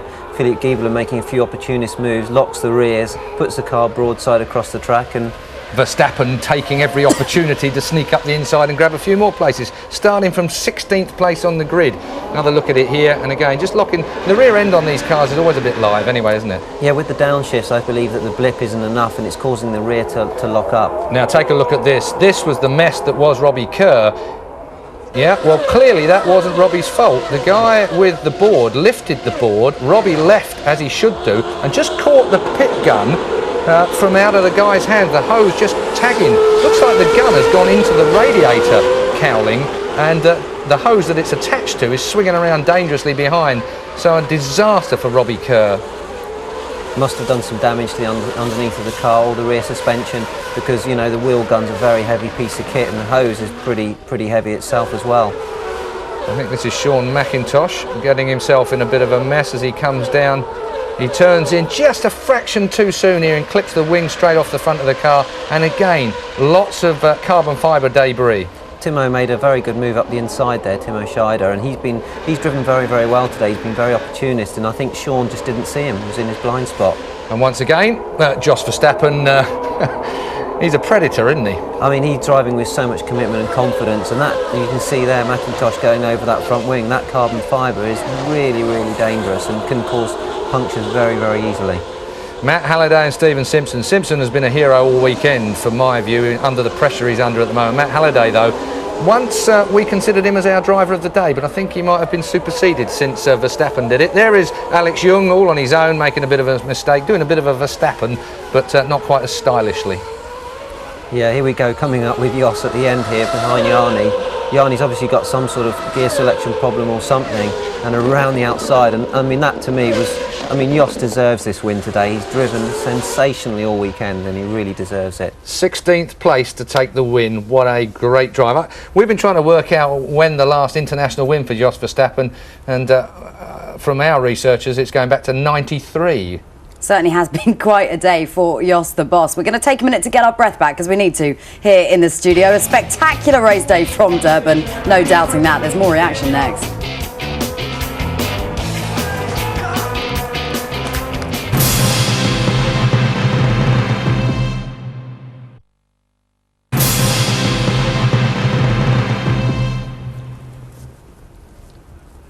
Celebrations all round in Durban. Hardly surprising, it is, of course, the next best thing to a home win, a Dutch win for that man there. Enjoying his fair dose of champagne, Jos Verstappen. Spectacular stuff from him. Let's bring you right up to date with exactly how it's all ended then in Durban, South Africa. Jos Verstappen recording his first A1GP win. Neil Jarni in second for Team Switzerland.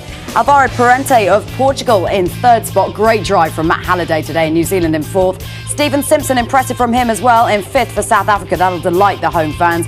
And a whole host of others amongst the chasing pack, including Alexander Premat, who ended up coming in seventh in the end.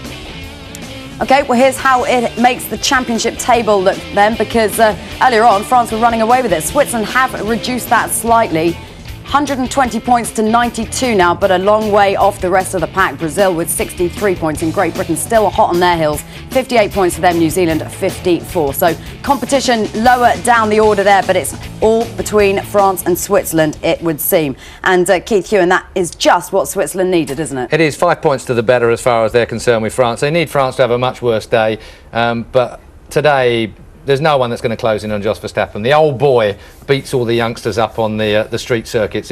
And he's a street fighting man, isn't he, Verstappen? He looks so good today. What about Alvaro Parente as well? Excuse me, sorry, Georgina, jumping in there. But I mean, from 8th place on the grid, I mean, he's had a great day, almost ghosting his way through to a podium. I was going to say, is that about the experience of street circuits with these drivers? Jos Verstappen and Alvaro Parente, both experienced. Absolutely. You've got to wait for somebody else to make the mistake, and you've got to be perfect the whole race. And I think that's what's happened. The more experienced drivers have come through, and we've seen that today with Jos's performance. Obviously, France did lose a potentially good result through the pit stop today. But Jarni, I feel sorry for Jarni. He drove faultlessly the whole race and was very unlucky at the end. But the top boys were at the front again. And the top boys, all new, Keith. How refreshing is it to see an all different podium this time round? I have to say that there's a bit of a wind of conjecture, if you like, about A1 Grand Prix over the last few weeks that we've had off. And I think Durban has blown a lovely breeze through it. I think all the doubters again are now been slapped back into submission. And I think we've had a great motor race in this feature race today. I think it's been a great venue to put a feature race on in. And I think A1GP is back on track. Not a great load of them managed to finish that race because of the nature of street circuits. And one, of course, was Team Ireland's Ralph Furman. Disappointing weekend for him, Andy. Yeah, poor Ralph. What does he have to do to win? You know, a mechanical problem in the feature race. You know, the sprint race the same. I mean, the guy's driven brilliantly. He's had one of those weekends, but motor racing's like that, you know. And when things are bad, they're very, very bad. And when they're good, they're very, very good. And Ralph just needs a bit of luck right now. What about the weekend that Robbie Kerr's had, Keith? Oh, an absolute mare of a weekend again. Just when it looked like he was putting himself in a position where he could take his first win of the year. And of course, the only thing he didn't come across was Basil Shaban. He seems to have got himself tangled with just about everybody else. But a disaster for Robbie Kerr. I don't know how he's going to recover from this. I mean, he's going to be really sad on the plane home. What about Nelson Piquet Jr.? Because he did look to be driving his way into contention, then it all went wrong in the pits for him. Any positives he can take away from this weekend? Not many, I wouldn't say. I mean, he was very, very disappointed with his pit stop. You can see the pressure is ratcheting up on him more and more, and I think that he's really under pressure, and it's just not quite happening for him at the moment. Storming lap that he stuck in, though. 1:17.5, quickest lap of the weekend. So Piquet was on it, although he was way off it. Driver of A1 Grand Prix this weekend, gentlemen. Unanimous. 2 words from both of you. I'll let Keith say it because it's the same. Begins with Jos. Jos the boss it is. Well, Jos Verstappen managing to do what we perhaps didn't expect him to do this weekend, and that is win his first A1GP race. Let's hope there's more of that from him to come. It has been quite a day of sporting action here on Sky Sports 1. The live action does continue across the Sky Sports channels today. 4th round FA Cup ties. Wolves face Manchester United. That's at 3:30 Sky Sports 1. Later a double header of La Liga action. Real Madrid, Barcelona, Celta Vigo. Real Madrid, I should say. From 6, Sky Sports 1. And highlights, of course, of today's A1 Grand Prix. Sky Sports 3 back in 2 weeks' time with the Indonesian one at 7 p.m. and 1 a.m. for that. Highlights action, and as I said, 7 a.m. on Sky Sports 1, 6 a.m. for Sky Sports Extra of Indonesia. So we said expect the unexpected. That's exactly what we got. We'll see you next time. Oh yeah.